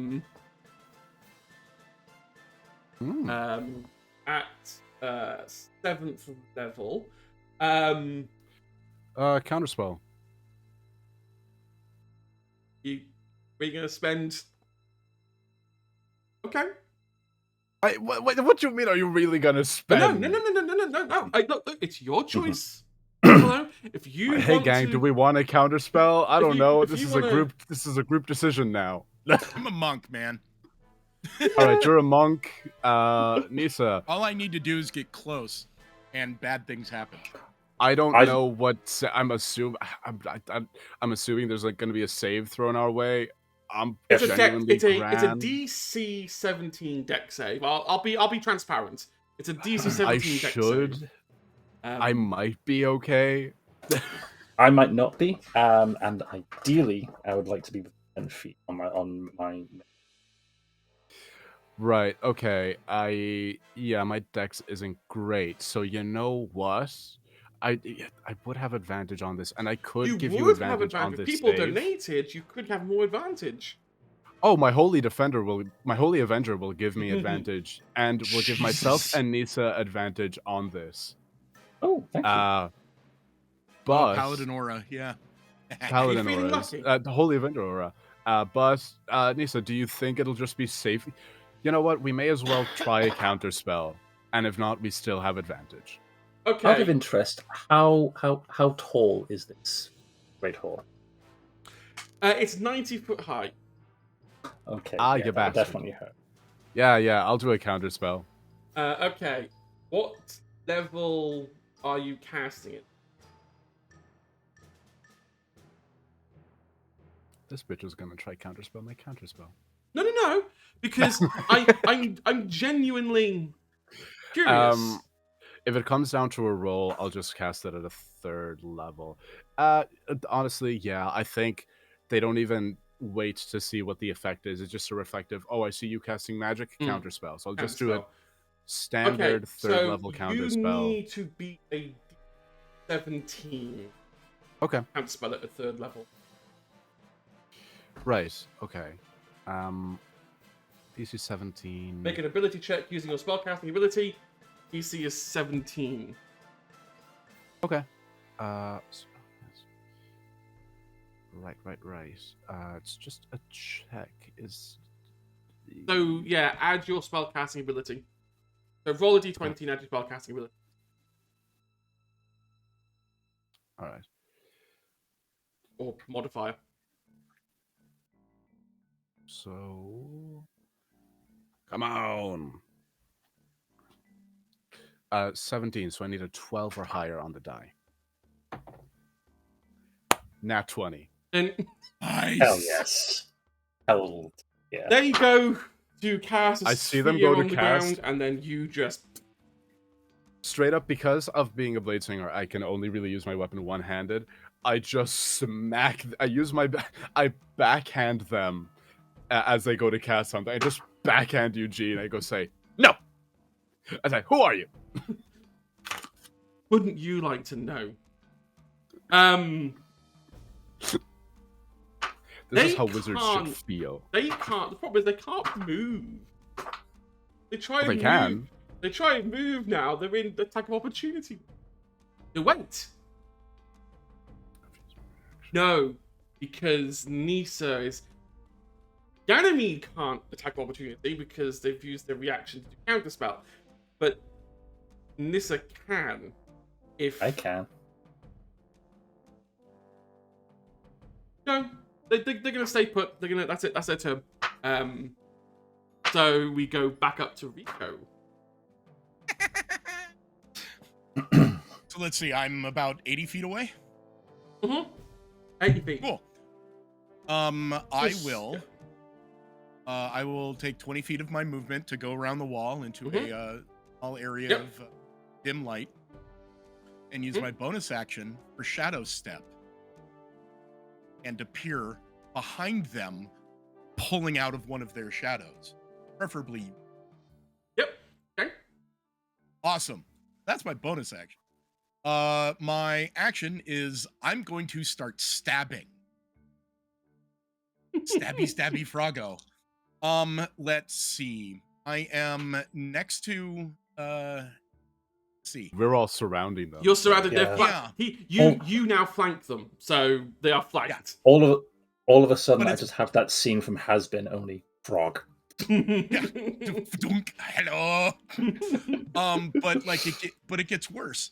Let's see, because For you, here we go. He hasn't taken a turn yet, so I have advantage. So I have advantage being flanked. Is he also surprised because I came out of nowhere behind him? I will let you make that call. Yeah, do you know what? He's surprised. Okay, cool. First attack. Go for it. 19 plus 14. No, sorry, 19 Okay, 19 plus 15. To speed this up, I will tell you that their AC is 15. Without the shield staff, they needed the shield staff. Oh, okay. So that's an automatic crit because of my assassinate skill. So let's see. Fuck, Edge. Little punch dagger go boom. That is 22 points of damage. Okay. Plus needs to make a DC 12 Constitution saving throw against poison. Constitution. Oh, 26. Easy. Okay, cool. And then spending a key point for stunning strike. That's a con save of 15. 16. Okay, saves it. Second attack. Yeah, that hits. And this is just standard damage. Okay. Bummer. It's only 1d8. Oh, but that's max damage. So 17, and then rinse repeat the DC 12 poison and DC 15 stunning strike. Okay. 15 plus. Okay, so they've saved the first one, and they saved the second one. Their con save is insane. Okay. So yeah, that was Eugene 32 looks in pain. 39 points of Yep. damage in a round. Just Hang on, as a rogue, do you get sneak attack? oh yeah, I do. And hang That's on, right. wasn't- Thank you. hang on, Thank but you for also, reminding me. but At also, 20th level as well. you get 20th Yeah. level sneak attack, but also, and Well, you also got a I'm crit. only a third level rogue, True. so a fifth level rogue, so I only get 3d6. But you did Only. technically do it on a crit. So Oh yeah, that is a good point. Thank you. So let's see, 6, 7, 8, see, 9, okay. Also, you've now got 13. So you've now got advantage. 20. As well. oh yeah, I was rolling with advantage. That's 26 additional points of damage on the sneak attack. Just So go one more time. Stabby, froggo. How much? 26. 26. So you've had Trevor as well. You've had advantage gifted to you. I am now looking at my HP counter, going, "This is not what I anticipated." Yeah, I just hit you. I hit you for 54 in a round. Yeah, you did. Yep. You did. Thank you. May I have another? Bugs be scary. Monk rogue, shadow scary. monk assassin rogue, terrifying. Okay. He's a little froggo. Anything else for Rico? No, And but his- he does. He comes out of the I have another out of the disadvantage. shadow Perfect. and stabs twice and does say hello. Real. Too bad I used my bonus action to shadow step, or I would have blowed. Oh, fantastic. Ganymede, it's That's your next turn. I need to get him out of there. Oh yes. Hey, I kind of hate to do this to you. No, you don't. Admit it, Paul. You don't. You know what? No, I don't want to cast that. I don't want to cast this because I don't want to lose concentration on haste. Oh, that would be bad. That would be bad for me. So I will just take 3 attacks on him. Go for it. AC 15 to beat. So. Yeah, okay. First attack is a. Oh, he can't shield. Okay. Oh. So long as I don't hit a 1, this is gonna hit, because I have plus 16 to hit. Because So, yes, you it's didn't handy. take mage armor or shield because he had the staff. It's handy that I rolled a 2, which becomes an 18. 20th level to hit, man. Second attack is an 18 on the die. Third attack is a 15 on the die. All of these are gonna hit. Okay. Please roll Right, your damage. So, base damage is, and I actually did that wrong. Is it too late to rescind my "I'm going to TPK you all" mwahaha moment? Yes. Just checking. 6, 10. Right. Base damage is 17 Okay. I can deal with for that. the first attack. Oh, okay. Okay, no. I'm gonna start a little tally, okay? Okay. Base 1, 2, 3. 17 for the Welcome to first math. attack. 6. Is that a 1 or a 7? That's a 7. Lovely. Your donations can make Apollo do that. 14 for the second attack. And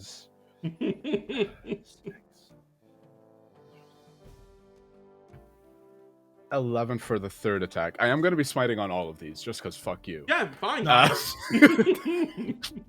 Start dumping smites, man. There's just a little pop-up in the corner of your eye, Apollo, that says Hedge will remember this.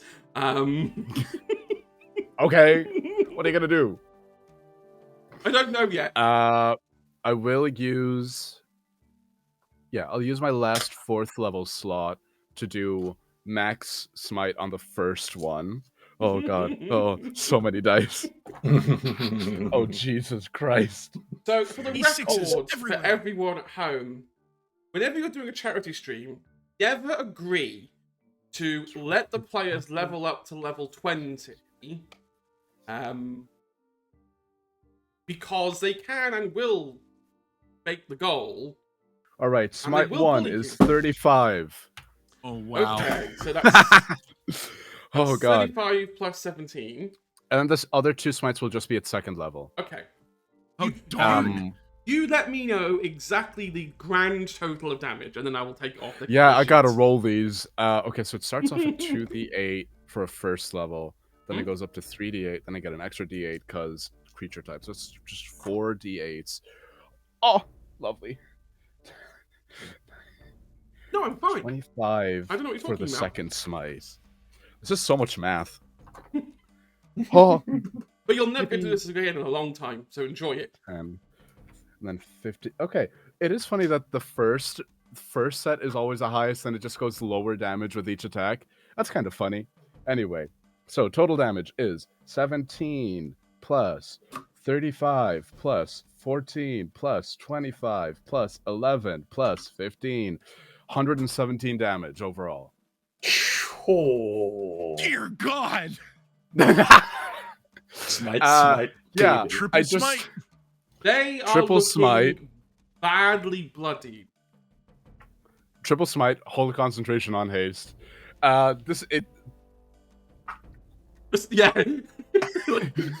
I've got more It's- levels. it's that- I've got more levels in wizard, but I can still swing a sword.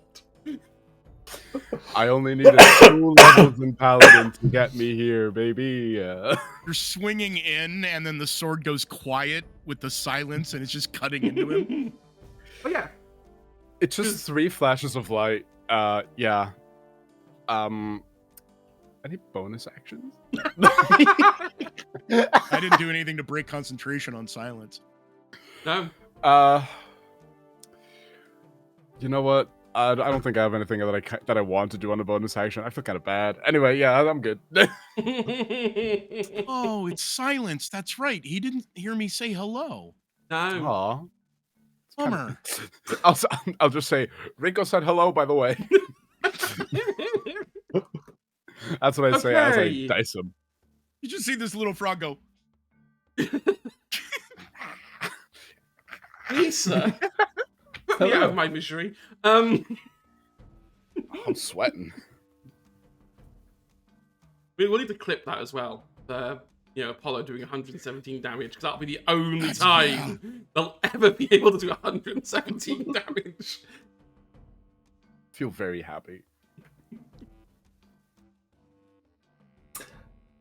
So, I am going to concentration on the polymorph that didn't work. Okay. Oh dear. And Oh, instead, it's me. I am. Yes. Considering what just happened to the stick, if our dear Eugene entered that bag as, say, a dormouse, that would have been a much more interesting fight. However, Ooh. Plus 30. 147. I forgot to add just the weapon damage. I just rolled the die damage. I rolled the d8s and d10s, but I didn't add the plus 10 Okay. base on every hit. Okay, so that's Sorry. That's fine. They're now looking even more bloodied. Sorry for interrupting. that's all right. I'm going to use the level 8 spell slot, which thank you, chat, to cast anti-magic field.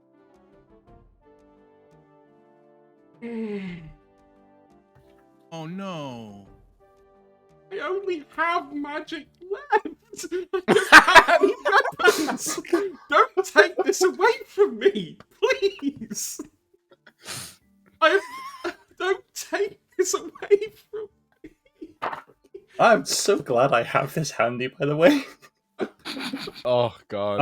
What was it that Doctor Who said with this that one time? Book's the most dangerous weapon.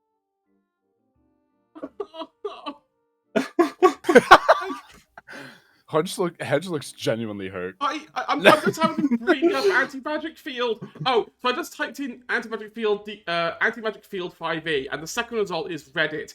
Anti-magic field is the most useless spell in 5e. No, it isn't. Not the only it's thing you not. can do is spells. A 10-foot invisible radius surrounds you. The area is devoid from energy. The limit with the sphere spell can't cast. Summon disappear with it. Till the spell ends. Oh, hang on. Whoa. Yep. Spells become undone. Magic items become mundane. Yep. In a 10-foot radius centered on me. Okay, so you take Ganymede out at the same time. Yes. I move a little bit behind Eugene. I'm like, Although we did mention, we did confirm that there is a difference between divine and arcane magic. Mm-hmm. And correct me if I'm wrong, Ganymede, Paladin. I have a holy avenger and I have a belt. I have the belted fucking fire giant strength. Yeah. Okay, So, so they're fine. magic. Okay, they're fine. No, Thank you. Eugene is alive, but And also, out of interest, I'm assuming the shape-changing thing, which the appearance of Eugene, does that change at all? You notice more as you notice that as Eugene's taking more damage, those veins are getting blacker and more numerous around them. To the point now, it's not just covering the left side of their face; it's covering all of their face. Okay. Something is building up. May I try and identify? Yeah, give me... From an in-character point of view. Yeah, give me either Arcana or Religion. Well, actually, I'm going to roll while I look up. Okay. Doesn't matter, that was a 1. You have no idea what this is. You're sure you've read about it somewhere, but you can't remember where. It's a lemure. Right, so I think that's everything Nisa can do. This turn. Pretty much. That was a one-turn Yes. casting action. Eugene is now stuck between a rock and a hard place. They need to move out of the anti-magic field, but to move out of the anti-magic field means they have to invoke 2 attacks of opportunity, one from Rico and one from Ganymede, because they are technically flanked. And yes, true.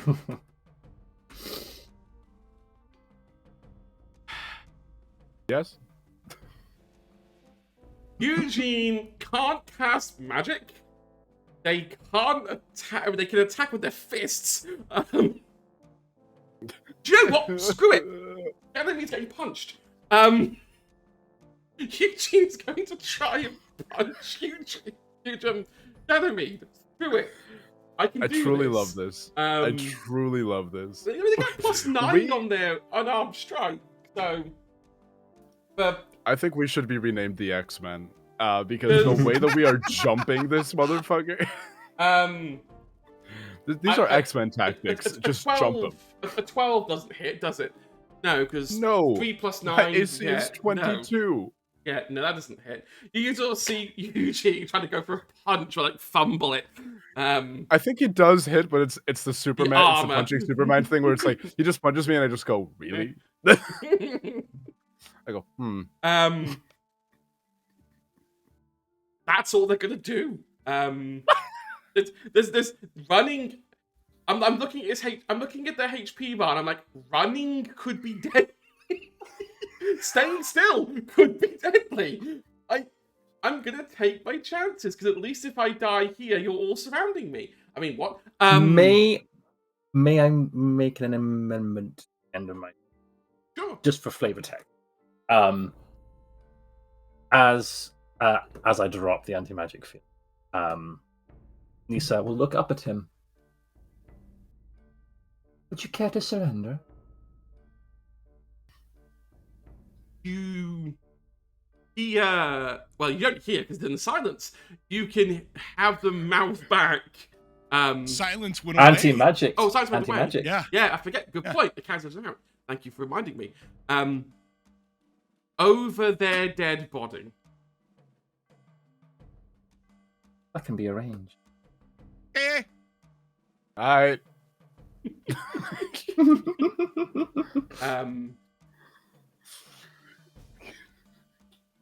Bummer. I'm in the anti-magic field. Shit. It is now Rico's turn. Actually, no, Rico, you wouldn't. Would you be anti-magic 10 foot? You've got the 10-foot radius of Nissa. Yeah. So you've got Nissa. So in my head, I'm imagining it. You've got Eugene with Ganymede in front and Rico behind, and then you've got Nissa to the left of Ganymede. So 10 foot from. Yeah, anyone within melee with Eugene would be hit. Yeah. Just. Bummer, my strength isn't 29 anymore. Felt a storm giant strength. About the fire giant strength, I get you. A frog, a 3-foot frog with a strength of 29 and the grappler feat. It was going to be really fun. But it's just, so he just feels how are you going to make me cry? Well, I can't really do the grappler feat anymore because my athletics dropped to only a +13. Although I don't think your strength is pretty high. Only? Wait, Hedge did say that I was okay, just because why not? Can we... Rico? Fine. No, I I got it. No, I got it. got it. Oh, you got it? I'm going to attempt to. I'm going to use one of my attacks to grapple. Okay. I put my daggers away and I leap up onto his head. That remind me, grapple is opposed. Opposed Oh, strength. athletics, isn't it? Or is it opposed strength? Yes, yeah, opposed athletic. 21. What was that? 21. Ooh, not bad. They rolled high. 30. Not that high. Okay. So Eugene now has a 3-foot frog hanging from their back by clawing over their head. That was my first attack. Okay. Second attack, because of grappling feet, I will use the grappling pin and restrain him. So that's another grapple check. That's only a 15. I beat that on the roll. And then I'm plus 13 I'm plus 13 Yeah. athletics. Also, because of that, he has to make a DC Constitution save of 12 because I'm grappling his face and I'm poisonous. 14. Damn it. Yeah, so that was my attack. Shit. I didn't make an actual attack, so I can't use Fury of Blows. Not for Eugene, it's not. Yeah. Well, yeah, I mean, there is that. Live another turn. That's an action. That's an action. I mean, I can do an unarmed strike. So yeah, I'm just going to do one unarmed strike. And Okay. oh, that's right. I have advantage because he's grappled. Yep. That means if this hits, I also get sneak attack. Yep. That's a nat 20 for a total of a 32. So what you're telling me is you're critting your crit. I'm critting a crit. Well, I don't get an auto. He's not surprised, so I don't get an auto crit. I just get advantage on the attack roll, and I rolled a 17 and a 20. So that is 28 points of bludgeoning damage, plus 3d6 twice for sneak attack. 4, 8, 9, 12 for 24, and he has to make another DC 12 poison save. Constitution. Or take 2d4. They're taking 2d4. Yay! You'd like to roll it. Let's go. He's taking 3 points of poison damage and is poisoned. And that takes him. It's takes frog. Eugene to 0. He leaps on his head, and the weight of him, of this very small 3-foot frog, from behind grabs him, pulls him down so he's kind of like bent, and then just elbows him right in the back of the head. It's like, hello! As you elbow him in the back of his head and he goes to death, he opens his mouth, and inside, anyone who's looking from the front will see a tiny orange ball of light inside his mouth. I would like everyone give me a dexterity saving throw. Hi. Right. Both of y'all have advantage on this because you are within cool. Thank you. 10 feet of me. Oh, nice. Save plus 12. Right? What did you say it was? The DC is 17. What what Dexterity saving throw. Thank you. Dex 17. Fuck yourself.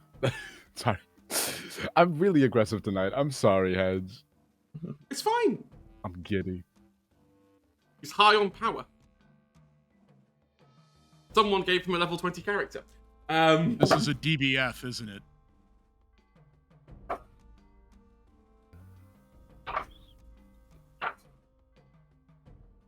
That doesn't come into play. Oh, wait a minute. Yes. Forgot I get that at that level.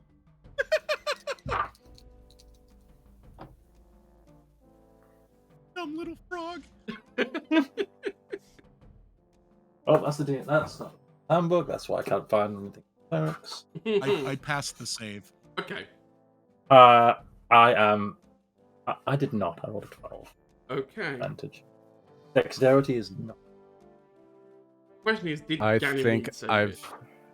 think I've failed it. I'm just scouring through this character sheet just to see if I Have any tricks up your sleeve? can avoid this. Hey, it's only half damage. I mean, that's a good. You make your save if it's fireball. Yeah, no, I can't save this. I rolled a 13. So, as this is the problem when you play with D&D vets, okay? They can see straight through you. Yes, it is a delayed blast fireball. Super high Delightful. level, right? Level 7 is a delayed blast Nice. fireball. Nice. It is pretty cool. 12d6.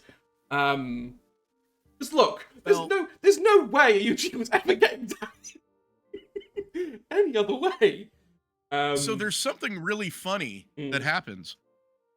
Rico just ducks behind his head because he's a 5th level rogue. I have evasion and I made my save.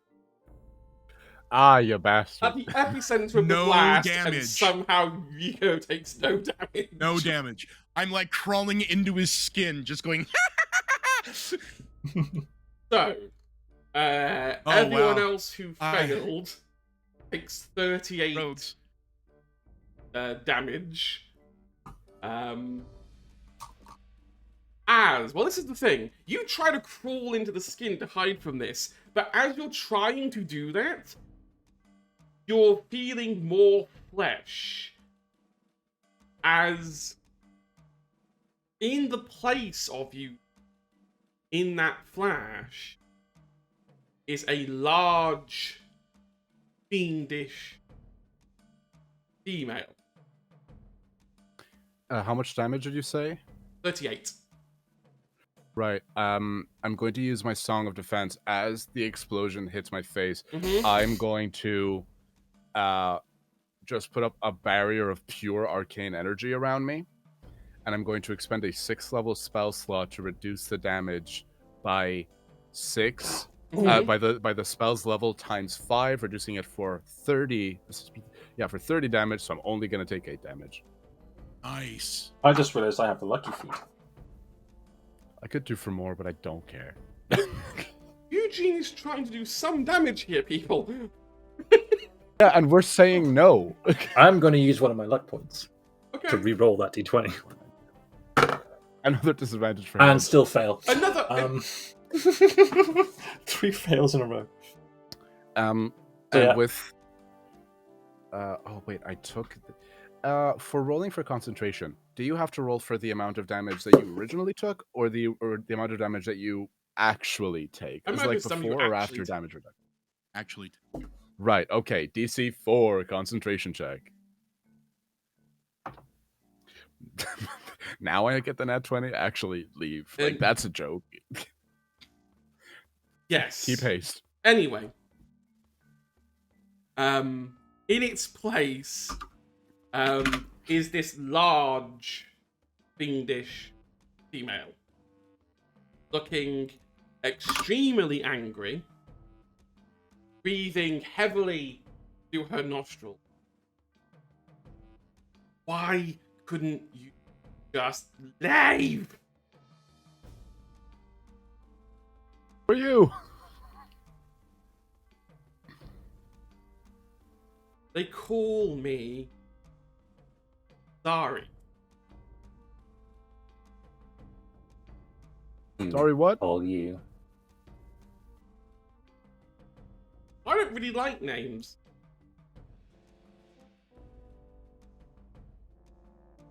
Now, if you excuse me, I am going to kill you all.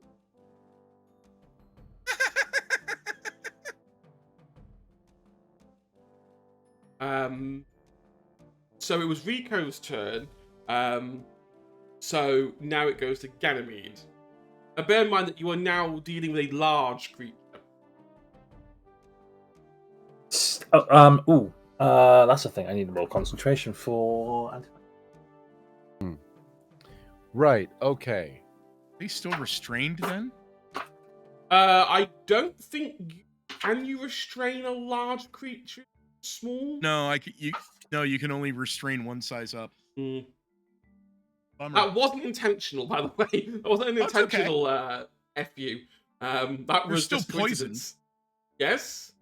I'm still poisoned. They have disadvantage on attack rolls and ability checks. I mean, Drop that fireball. I mean, to be honest, I have enough disadvantage from donations that it doesn't matter what that's a I'm good doing point. right now. Yeah, no, that is a good point. Right. No, I don't think that's. I don't think I can. I mean, I don't all I'll think say is Eugene was the easy part of this fight. Hopefully it wasn't. We'll ignore that. I'm gonna hide behind that.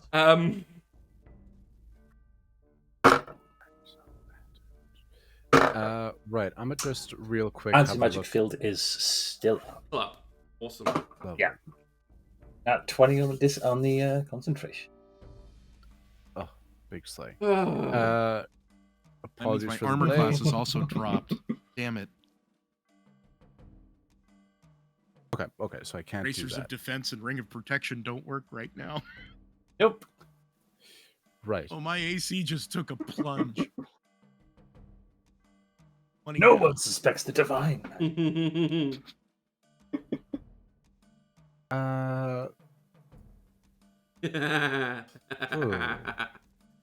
Sorry, I'm having evil Disney moments because I remembered what I gave myself for this part of the fight, and I'm like, why did I not just lead with this?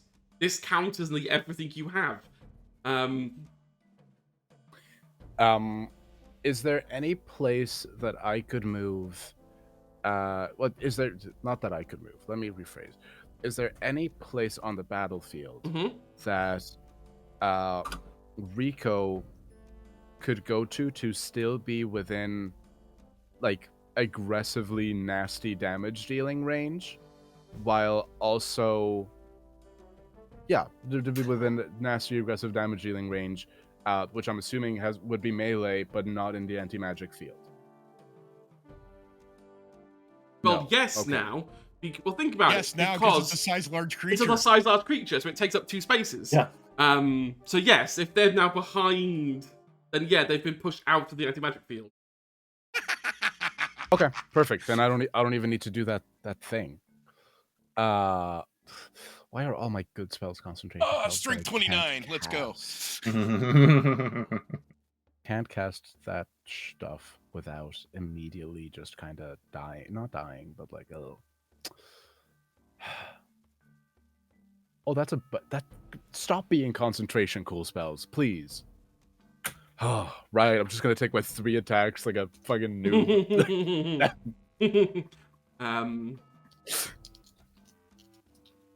Right.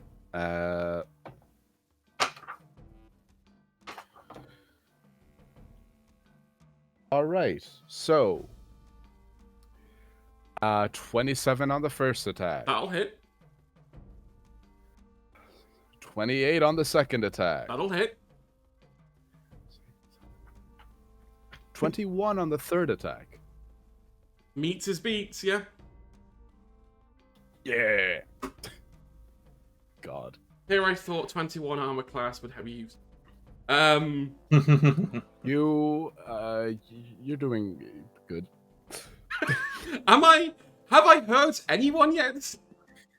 Does this creature count Yes. as fiend or undead? Yes, they are a large fiend.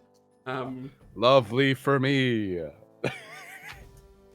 God, the math is hell here. You wanted level 20.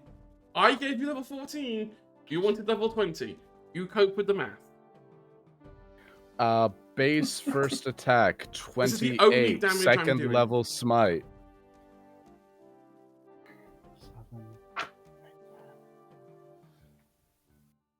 13. Second attack base is 8, 9, 10, 11, 12. Ugh. 22 plus only 3d8 because we're going down to first level spell slots. Wait, Wait, what?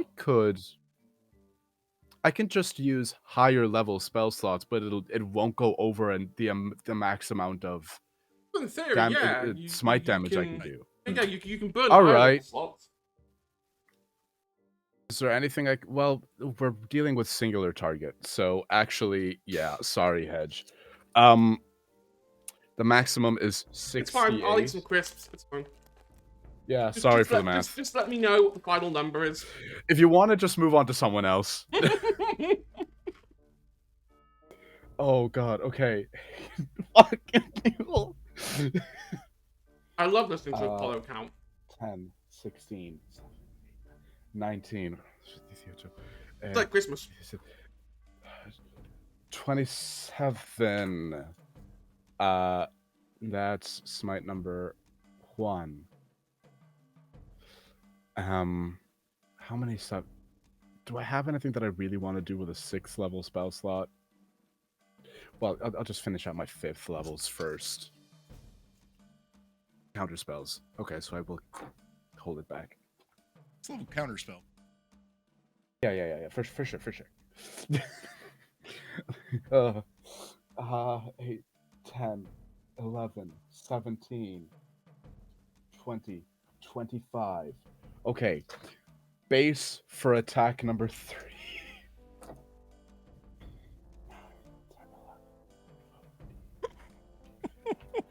25 plus. And you know what? I will just use a 2nd level spell slot on this last smite just because, you know. Still 3d8, so. Yeah. 48 because Fiend. Yeah. See, I learned math in Spanish, so I have to do it in Spanish. No, just 16. 22. Okay, so total damage. Hedge, are you ready? Are you holding on to your butt? Yeah, go on. 28 plus 27 plus 22 plus 25 plus 25 plus 22. Oh, only a couple more than last time. 149 damage. Did you include the 30 this time? Yeah, including the 30. 149 damage. Yes. That hurt them. And I go to bed. Oh. I'm just it's a 3-point strike yet again. And do I hold concentration on haste? At the end Yes, I do. of your term, they are going. No, hang on. They can't. I start dry heaving. I need to check. Is teleport a spell? Or is it an ability? It's not listed under spellcasting. Reaction? They can legendary action teleport. If it's not a spell thing, they should. It's not listed under spellcasting. They've got spells under spellcasting. It's an innate ability if it's under ability. In which case, then yes, they're going to at the end of Ganymede's turn, they're going to spend a legendary action to teleport 30 feet behind Nissa. All right. And now it's Nissa's turn. Truly love this. I love the idea of just like this demon lady popping up, you hit 3 times, you're like, Jesus Christ. Teleport away. So I've been double checking something while math has been. I'm going to use a relatively humble class feature. When I gained at 10th level, thanks to Alalea's divine intervention,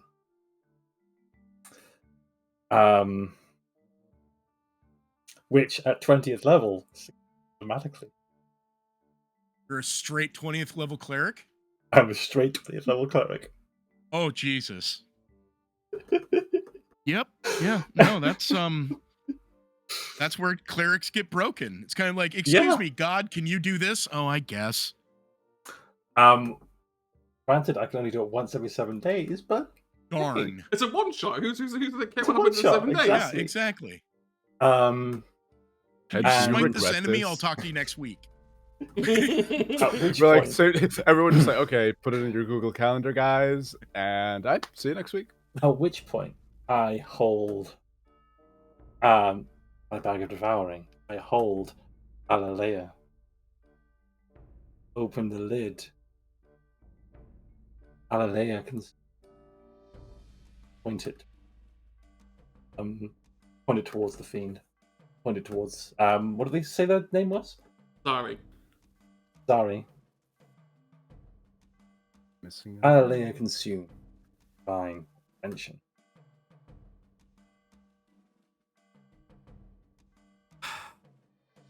So gross. My brain is working at monstrous speeds, trying to figure out if I have anything I can do. Come on. I can wiggle out of this in any way, shape, or form. I don't think I can. Legendary action is going to be taken at the end of turns. They can't even teleport away.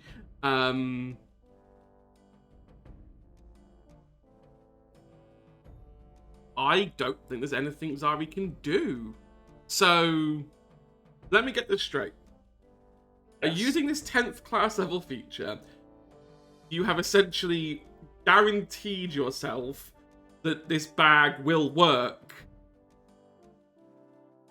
The bag is Alalea. Therefore, Yes. Therefore, Alalea. there is Alright. nothing.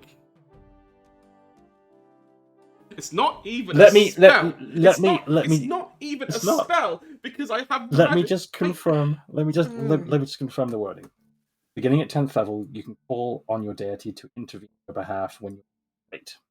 Sudden big giant fiend. Yep, thing. I would argue that Sneed is great. Okay. Yep. Pretty great. Imploring your deity's aid requires you to use your action, describe the assistance you seek, and roll percentile dice. If you roll a number equal to or lower than your cleric level, your deity intervenes.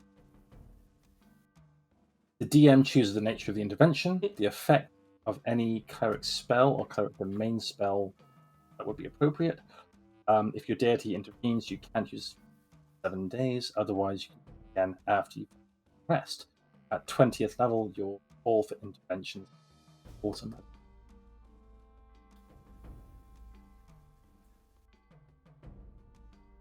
I need to make more 20th level clerics. Right? This is really down to how much of a rules lawyer I want to be on this. Yes. Yes. Do you know what? No, it's a charity one shot. I am not going to try and. I'm not going to have the argument of, well, calling it as one action and then using the bag as a second action. You can't use 2 actions in 1 turn. It seems petty. Well, it seems I would argue petty. it's movement, but yeah. It's an object Using- interaction, actually.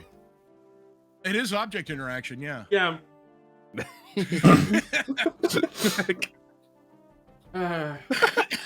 This unassuming bag, which I thought was a bag of holding at first and didn't realise what it actually was, because I didn't think a bag of devouring was a thing that would be a thing.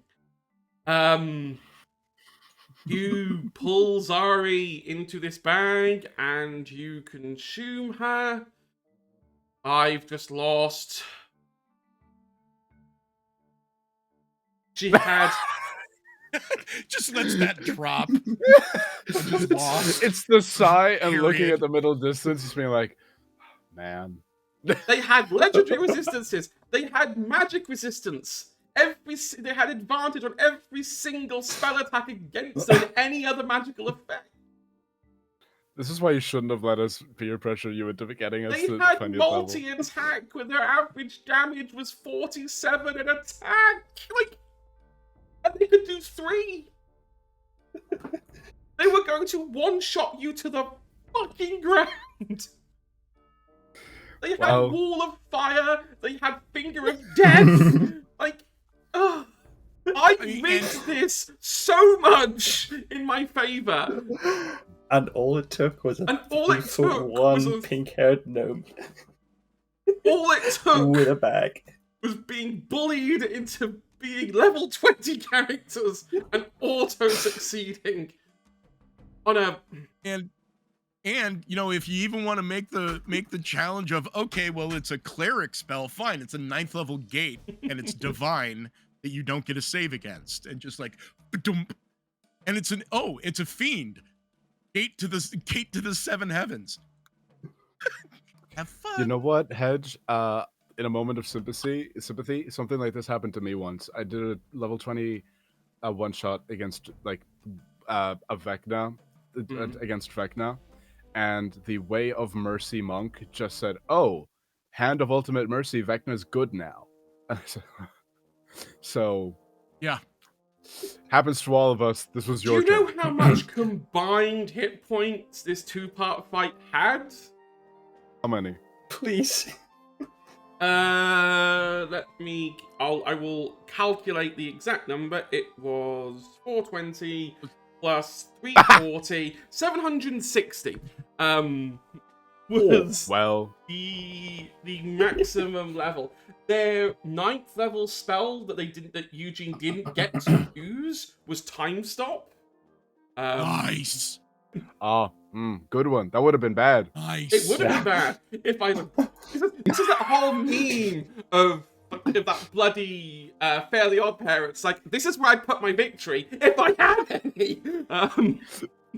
All of this was possible thanks pretty much purely to chat. Purely on chat, Getting us to exactly. donation Thank you, goal. chat. I was It's 100%. basically... This is all chat. I was donation bullied into disadvantage at every roll. We're very close to twice Oh, intended goal. dang. Yeah, you're so. We are Oh my nearly. god, we're Heck yeah. 5 off. We're 5 off double the goal. Like, jeez. Oh, whoa. That's great. Now we done well. I'll be honest, I've not really been looking. I've had other tabs open where I've been watching health counters get lower and lower and lower, and my sanity going lower and lower and lower. Edge, do you think that £200 to charity is a respectable and satisfactory price for your absolute whomping? Yes. As much as I want to bitch here and moan and be like, oh my god, what have you done? GG, you beat me, and I couldn't stop you. I couldn't F's in even chat for land. Hedge. I couldn't even land a single attack. Not even a punch. Not even an unarmed attack. I could not hit. So the question, though, remains, after all this is said and done, there's still there's a couple of important things we need to talk about. Namely, what happens to the real Eugene? Eh. Then I Would mean, you just say? like, oh, can we just kill him? Yeah, we've already killed the fake one. Can we kill the real one? I can do that very easily. I will just keep poking him. I think when we tell him, like, right, Ganymede approaches and is like, okay, we've killed your doppelganger, which was a demon lady that a bag ate. A bag ate. No questions. No questions. So what we have to offer you is this. You are going to help oversee the complete dissolution of the empire into these 3 kingdoms. I will be personally keeping tabs on you because clearly you can't handle yourself. And if you ever step out of line, and I just pointed at Rico. I can come in through the shadows and you will never see me. Jesus. You three are working together now? What For the happened to past- the... What happened for to the the past old 10 I hate minutes. your guts? I mean, to be fair, I was not sent here by the Silver Empire. I just kind of showed up. What? What do you- I just what- go, what? But I'm sure that whatever I'm saying, they should actually take. I mean, Ganymede already said about the silver mines. I'm sure that will be fine for them. But no, they were indisposed. There's some kind of naval activity going on. Okay. I'm just from a Why small is town this- in there. Understandable. Hey, respect. I'm also a No, small town kid. you're not supposed You're to pretty be cool when you're friends. not trying to kill me. And I'm like, hey, Well, I was just told to go kill them. And I couldn't kill them. And then they went, okay, well, you're no use to us anymore. So why don't you go back to Barco de Plata and, enjoy your life? And then I heard about this. And they weren't going to come anyway. So I just decided, you know what? I'm going to do my country good. yeah, and Nisa's bag eats people. So, of course I want to be friends with Nisa. So technically, if I'm I not don't want to here on catch that behalf- smoke. Yeah, if I'm not here technically on behalf of the Silver Empire, I could just stay here and hunt you from the shadows until you do something stupid and then just poke you a bit. Those are options. Remind me, how long is a combat turn? 6 seconds. 6 seconds. So many rounds we'll- were we so, in so, total? so it's still about 5 or 6. So it's still well within the hour that I cast. Yes. I'm gonna go over and make myself a sandwich. At a certain point while we were walking up the stairs, I think my concentration on haste dropped, and I just went. Ooh. All that Red Bull Okay. finally weared off. Oh, okay. Just like a solid 10 seconds, and then just went, okay, let's go. Thank you. Like, If haste had dropped, I'd been fucked. Eugene has this look of horror on his face at the idea that you three are now talkative. A lot of his plans relied on you three being at each other's throats all the time. And so, with your help and Eugene's uncooperative cooperation, the Empire is dissolved. The 6-month-old doesn't even grow up to know that they were an empress. And Womp womp. So sad. and they got a little crown and everything. Wait a minute, baby oil.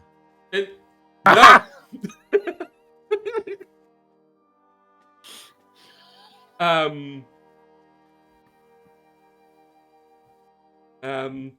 Everyone gets a fair deal. Even House Argent, who agreed to maybe redraw some of those lines so that maybe they didn't take every A little bit settlement. less gerrymandering. Yeah, a bit more based on natural borders like rivers and mountains rather than we'll just draw a line straight through a mountain range to get that village and then pull it all the way back. Less gerrymandering, more amicable trade agreements Give and within places that they now Yes. need to trade with. So we now have the Twin Queens of red and blue hair. We have a Silver Empire, which There's ironically no idea what's going on. has no idea that this has all been agreed, and we'll get told one day that this is the new status quo. Hey, the Lord didn't lose everything. In the end, they actually got a decent agreement. Whether Nisa would probably make the better ruler there, who's to say? At some point, I just go to Nisa, just use your bag on it. Like, you do better. Just open the bag and put it on his head. I just keep that away from me, by the way. Ain't no way. Out of nowhere, Rico looks at Nisa and goes, "Wait a minute. No, you can't run in a campground. You ran in a campground because it's past tense. Correct. I'm wise. Very wise. I take some psychic Cookie? damage. Oh, no, thank you. Ganymede can't take psychic damage because that is the ultimate insult. A pun hurt Ganymede, but none of my bosses could. No, hey, I took 8 damage. Don't be mean to yourself. I suppose actually I did. Okay, I did something. I was going to say that right in the middle of combat, but we were having too much fun. My anguish was It's just hours later, and then like stabbing somebody. Rico goes, "Wait a minute, you can't run in a campground. It ran in a campground." Just stab, stab, stab. Whilst everyone is mhm. negotiating, the real Eugene, Mhm. how is he looking? As Like, if physically physically well, mentally as if his entire life has just been unfolded in front of him, and he's not going to enjoy the next 20 years of his life. Oh, my poor thing, come. And she guides him to the feast and sits him down, betters him, and puts bread in front, sits him down beside. Adelaide.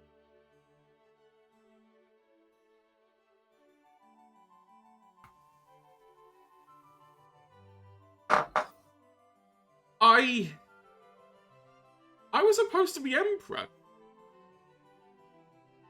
Do you feel like an emperor?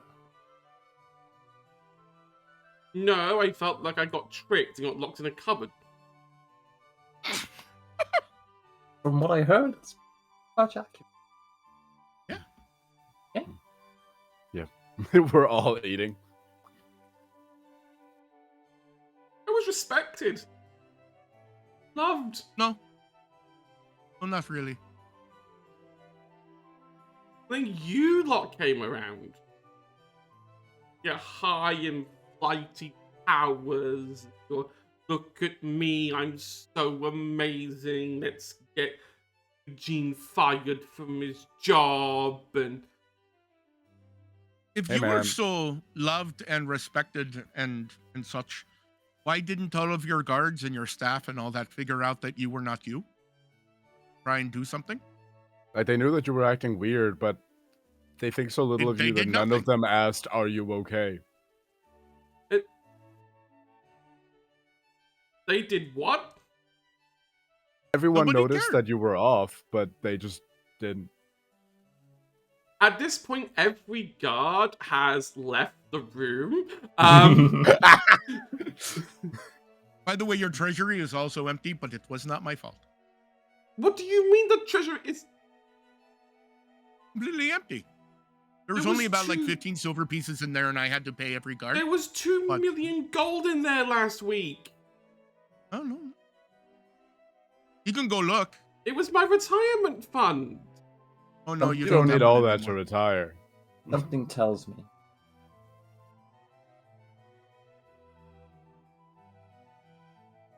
We could probably use like a janitor or something over Eh. in the palace in Argent. Both of your come to the monastery. both of your queens have this devilish smirk on their faces. At that I mean, you idea. already know the layout of the place. Remember when you got fired? Yeah. Don't bring it up. I fucking hate Eugene. Proving a point. If you need a job, we have good retirement. What I want to pension. do is lean over this table and put my hands around your neck and squeeze it till there's nothing left. I still have smites. Rico Let's walks go. by, licks his finger, and just touches the back of Eugene's neck. Gentlemen, please, no need to get so rowdy. Now it's been a long day. Right. I'm not Dean. being a janitor. You can't make me. Focus on your vegetable. Happy? Like, picks up a carrot and just goes, These two voices are starting to talk in my head again. If he doesn't want to be a janitor, what use is he? You know, one is saying, no, he should, like, you know, go and learn how to rule and be a nice guy. And the other one is like, why don't you just slit his throat right here?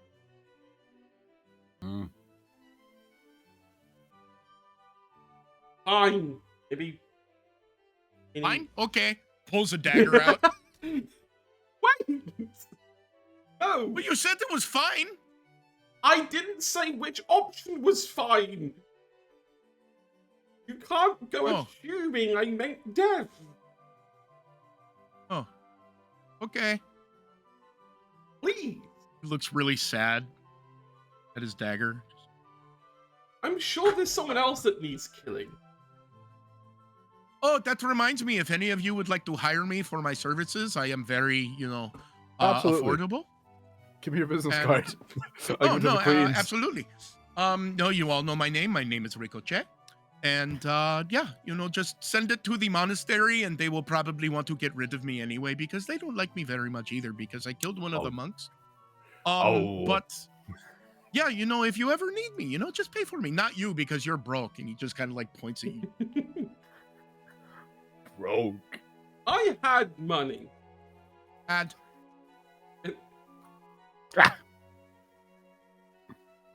Whatever. takes a copper piece out. Now you do. Oh, there's tax. Never mind. This is Starts bullying. going through. This is straight up Rico is bullying. bored of this. He's unlocking the cabinets and, like, you know, looking at some of the fine china and things. Well, you could sell that. You could sell these. Nisa, this is another very nice bowl. Do you want these? Yeah. Okay. You're not just looting the Imperial Palace. Well, it was already dissolved, so all of this belongs to somebody that is not you. So Got a point. And no, I was not looting. I was receiving I a am. gift from my dear friend. This belongs to... Whatever. She's too young to remember she owned it anyway. Who's Zari, by the way? You summoned someone called Zari. Big demon lady. That's what it said? What did you think it said? I thought it said Paras. I'm gonna hit him with a firebolt. I'm just like, you fucking idiot. I don't know what that is. Why would you try summon that? You dumb what? I could take over the world with one of those. Wait. So Zari was a Terran. That's what I thought. Am I hearing that right? No, you tried to thought- summon a Tarask and you summoned demon lady. Yes. Oh. Turns out I can't read. That's Neither why you can got I. fired, man. We're wizards. I know you're a sorcerer and you're like, oh, it's in my blood. You gotta be able to read to do what we do. I mean, I can read some things. I conjure up a little picture book and I say, start here. So this is the sort of thing I like to read. The one where the book shows you what it means. He opens it, Oh, it's like a fuck, it picture has book, but it's pictures. like for magic, so it's just like sigils and shit, and it's like, oh, it's not helpful. No. Fine. It's unfortunate. You cannot read. That means you cannot answer one of the questions that has been bothering me for most of my life. God. Please. No. What's that? Please. Is there another word for synonym? Cinnamon. Yes. Oh, synonym. I know of antonym. That doesn't mean the same thing. That means the opposite. No, it is the opposite. I don't know. See, it's been I'm bothering me. going for to- forever. Does synonym have a synonym?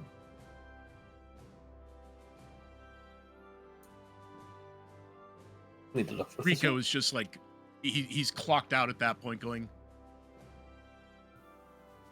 I'm Clueless. going to bed. That's it. I can't cope with this anymore. Wake me up when Oh, it's I can put you asleep for a long time. Wait, no! Wake me If you up when wait it's 8 hours, time I to go can back to prepare the sleep spell. No! I am going to bed for the last time in my really expensive bed before I get dragged away against my will to go work as a bloody janitor.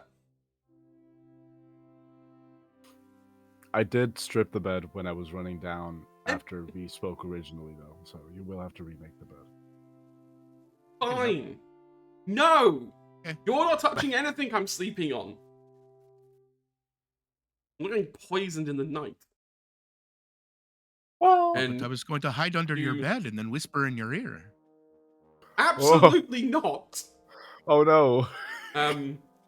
Eugene storms up to his bedroom, locks the door, pushes the wardrobe in front of the door, puts the bed in front of the door. Is there a gap under the door? There's a gap under the door. Cool. See, As long as I can but see you- it, I will silently follow him up and then shadow step into the room because I can see under the door and go, hello, and then shadow step back. I punch a hole through the door. I have 25 strength. I punch a hole through the door. I rip open it and say, "No hiding." And then I just stand. I wanted to sleep in peace. I'm having You dinner. can sleep all you want. I'm not gonna blink. I'm just having flashbacks. I'm just having flashbacks how Anna says they're gonna get me. This is- Mr. Eugene. He reluctantly climbs into bed, trying to close their eyes, but not quite fully closing them, to an unblinking Ganymede and a Rico under the bed. And I think Froggy, coming for you.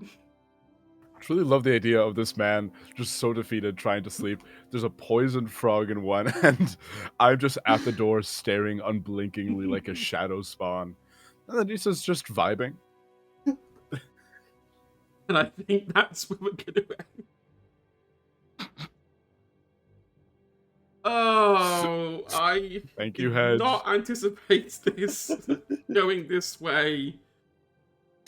In my head, it was going to be Hedge's first TPK, and it was going to be awesome, and I was going to, like, cancel your Revivify. It was pretty awesome. And laugh, and have my evil moment for charity, and then it went the complete opposite. This is what happens, isn't it? When I like try and like manifest something into the world, the universe just goes, yeah, no, you're having the opposite of that. I think you Well, then worked against next time- yourself because you kept asking us, "Oh, do any of you have Revivify?" And then you were talking about like counterspelling I healing. admittedly At that did point, we just said, admit- "Well, we can't let him do any of that." See, here's the problem. I have to tell someone what I'm planning. And I can't tell many people, I don't have many friends. So I usually tell the people I'm hiding it from.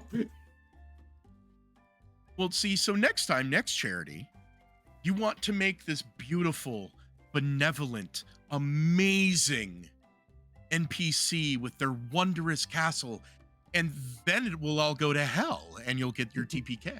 Yeah. Yeah. Yes, well... If you're cursed with the opposite, then just do that. hmm. Everyone come for a feast, and then all of a sudden someone fails their constitution check and they just like choke to death. The And- cake deals 12d12 poison damage if you fail Exactly. a save. Well, the next charity game we're going to do, I don't know what it's going to be. Because if I get my way, it's a 24-hour stream. Although I am being fought at every single corner, being told, no, Hedge. Hedge, that's stupid. I'll fight you. And not you too. No, because I know that you'll be 24-hour like, streams "Oh, are and I'll do 12 fun. of them." No. Oh, they're No. fun. I'm doing all 24. Hedge, Dang. do you know that at that stage you will start hallucinating, but Yes. it won't be a hallucination. It'll be me in the corner fighting you. I'll be it. You see those curtains behind you? I'll Mhm. step out from behind them and just sock you in the back of the head. Say he's going to sleep and turn off stream. Right, so that's you and Anna who are now coming for me.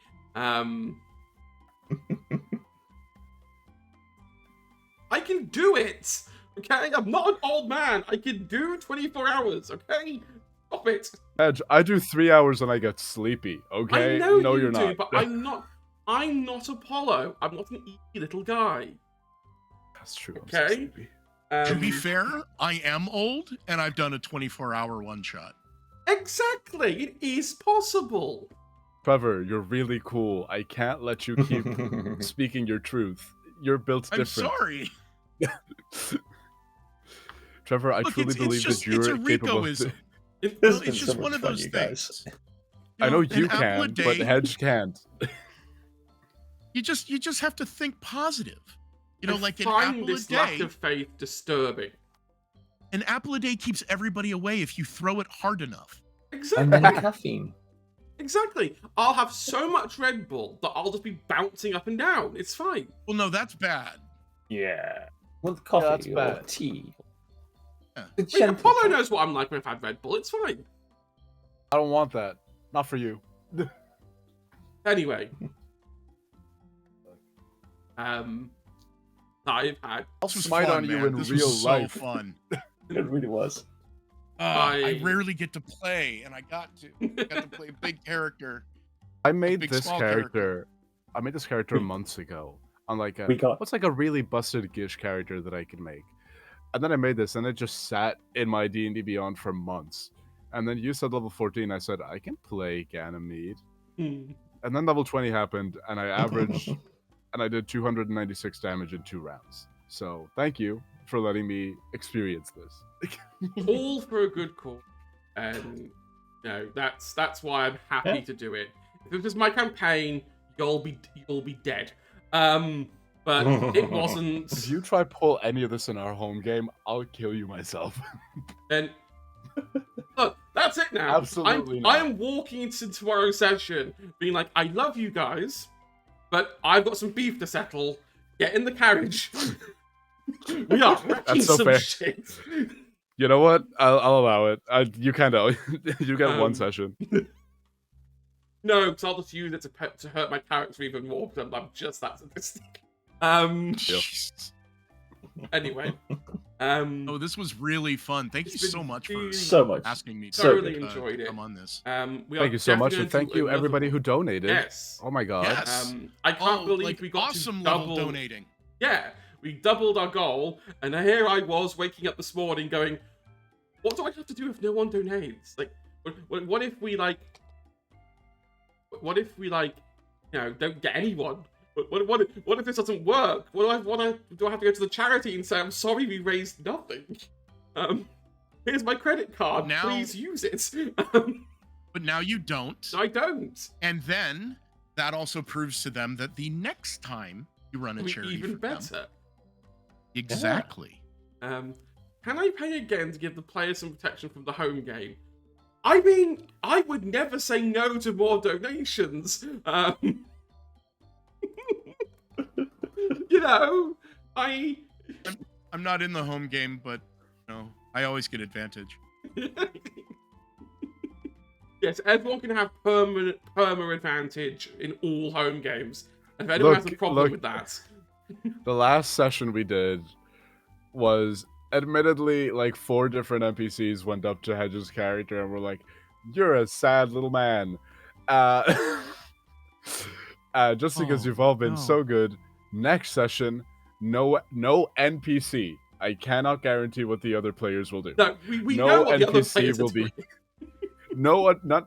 No meanness will come to Hedge's characters from me next time we play. That's my guarantee. There's a little asterisk there, which is we record in doubles. So the first episode we're fine. The second episode the gloves are off, and that's it. Like the first NPC in the second episode is gonna punch my character. First NPC, second episode is going to be someone that owes you money but doesn't want to pay it, and it's like, I'll just have to kill him.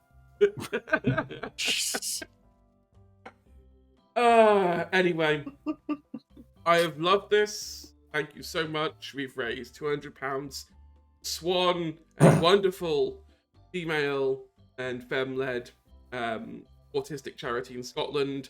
We are definitely going to do some more fundraising at some point. It just leaves me to say that I've been Hedgehog. I don't really have socials anymore. I technically have them, they're Hedgehog UK, but I don't actually post on them much. I'm basically here at the Misadventures League in the Discord, usually panicking about something that I either have or haven't done that I think I need to do.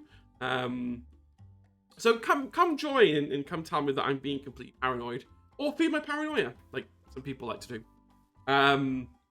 Jesus. I'm going to leave I'm going to let everyone sign off in reverse order. So we will start with Apollo. Hey y'all, my name is Apollo. Thank you so much for being here. Thank you so much for donating. Thank you for getting me to level 20 and absolutely whomping his ass. I felt my ancestors rejoice at some point. There were both the black and the Irish ancestors said, "Yes, defeat the British man," and it was The Empire glorious. will strike back. That's all I'm saying. Okay, Star Wars. Okay, somehow Darth Plagueis returned. No, not Plagueis. Somehow, no. What was? Yeah, I don't care. It was a bad third movie. Anyway, my name is Apollo. You can find me on social media at Tolerant Apollo. I do cosplays, I TTRPG stuff. Next week, I'll be getting back to streaming. We will be streaming. We're gonna start playing through potentially a Nuzlocke of Pokemon White Edition. And come Star Wars Day, actually, let me talk to you about this because I have some funky little charity events coming up soon. Ooh. So if you feel the inclination to, even if it's just to pop in to say hey, or if you are capable of donating or signal boosting, on Thursday, I will be streaming, I'll be DMing a level 20 one-shot on the Science and Sorcery channel. Oh, I love them. Yeah, I'm going to be DMing for Oh, Dakmar is one of my best friends. Oh, wow, that's so rad. Yeah. It's going to be called 20,000 Leagues Beyond the Astral Sea, and I'll give y'all a sneak peek. I had to make them level 20 because that was the only way that I could justify putting them up against a planar incarnate. And a Natural Dreadnought. Anyway. Until they bully you and then you end up losing all your HP and not getting a single attack in. But hey, and if they do, I'll be happy. And then I am happy. because what part of this face is not saying happy, Apollo? Then next week, I'm only just going to go through the charity stuff for next week. Because it's Star Wars weekend, I'm going to be masochistic as well and see if in the span of 2 days I can play through the entirety of Jedi Fallen Order as a lead up to on the Telltale Hearts channel, Sunday at 7 p.m. Both these one-shots are starting at 7 p.m. GMT. I'll be doing a Star Wars charity one-shot for Black Girl's Code. So that'll be a heist set during the Clone Wars.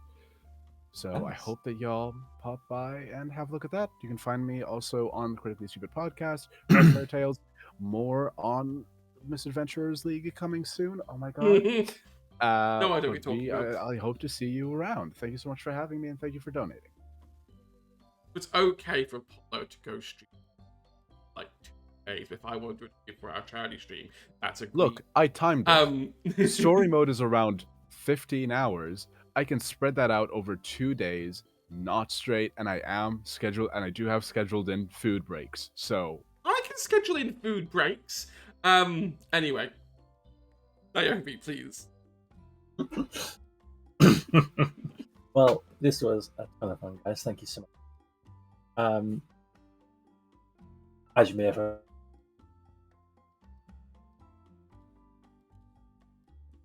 Twitter at nwin89, 1989, and on Insta at what? Yeah, this has been absolute fun. I would love to get involved in more of this again. It's been phenomenal. Lovely. We have so many casting calls going on all the time that I've lost track of what we're advertising now and what we're going to advertising in the future. There's going to be a Fabula Ultimate game at some point that we're going to be casting for. Cool. And possibly some kind of magical schoolgirl one is currently I'm thinking of running a 10-shot for, just because my partner loves Sailor Moon, and I'm kind of like, well, I've got to kind of like, you know, I base some of my TTRPGs based off what they like, so, and plus I've never done it before, so it'll be a fun experience. Yeah, they're always out. At the moment, we have one open for a Digimon inspired AP in the Animon system. That's in our Discord and on our Twitter, if anyone's signing up for that. Anyway, before I keep plugging myself to death, Trevor. Hi, I'm Trevor Valle, Hispanic content creator. Unfortunately, usually, that's why I jumped on this, I'm a forever DM. I'm a professional dungeon master as well. This was awesome.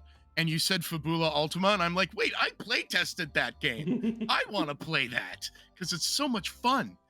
You can find me kind of around everywhere.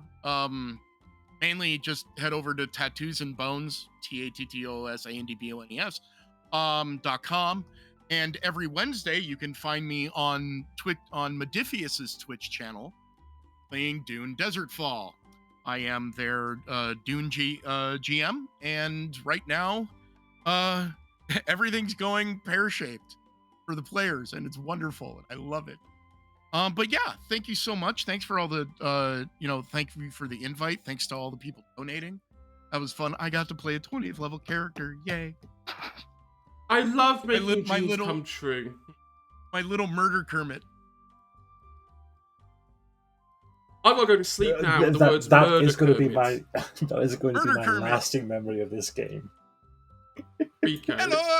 Step. Oh, Mine is just going to be Apollo rolling all of that damage, knowing that they will never roll that much damage ever again. You underestimate my ability to come up with bullshit.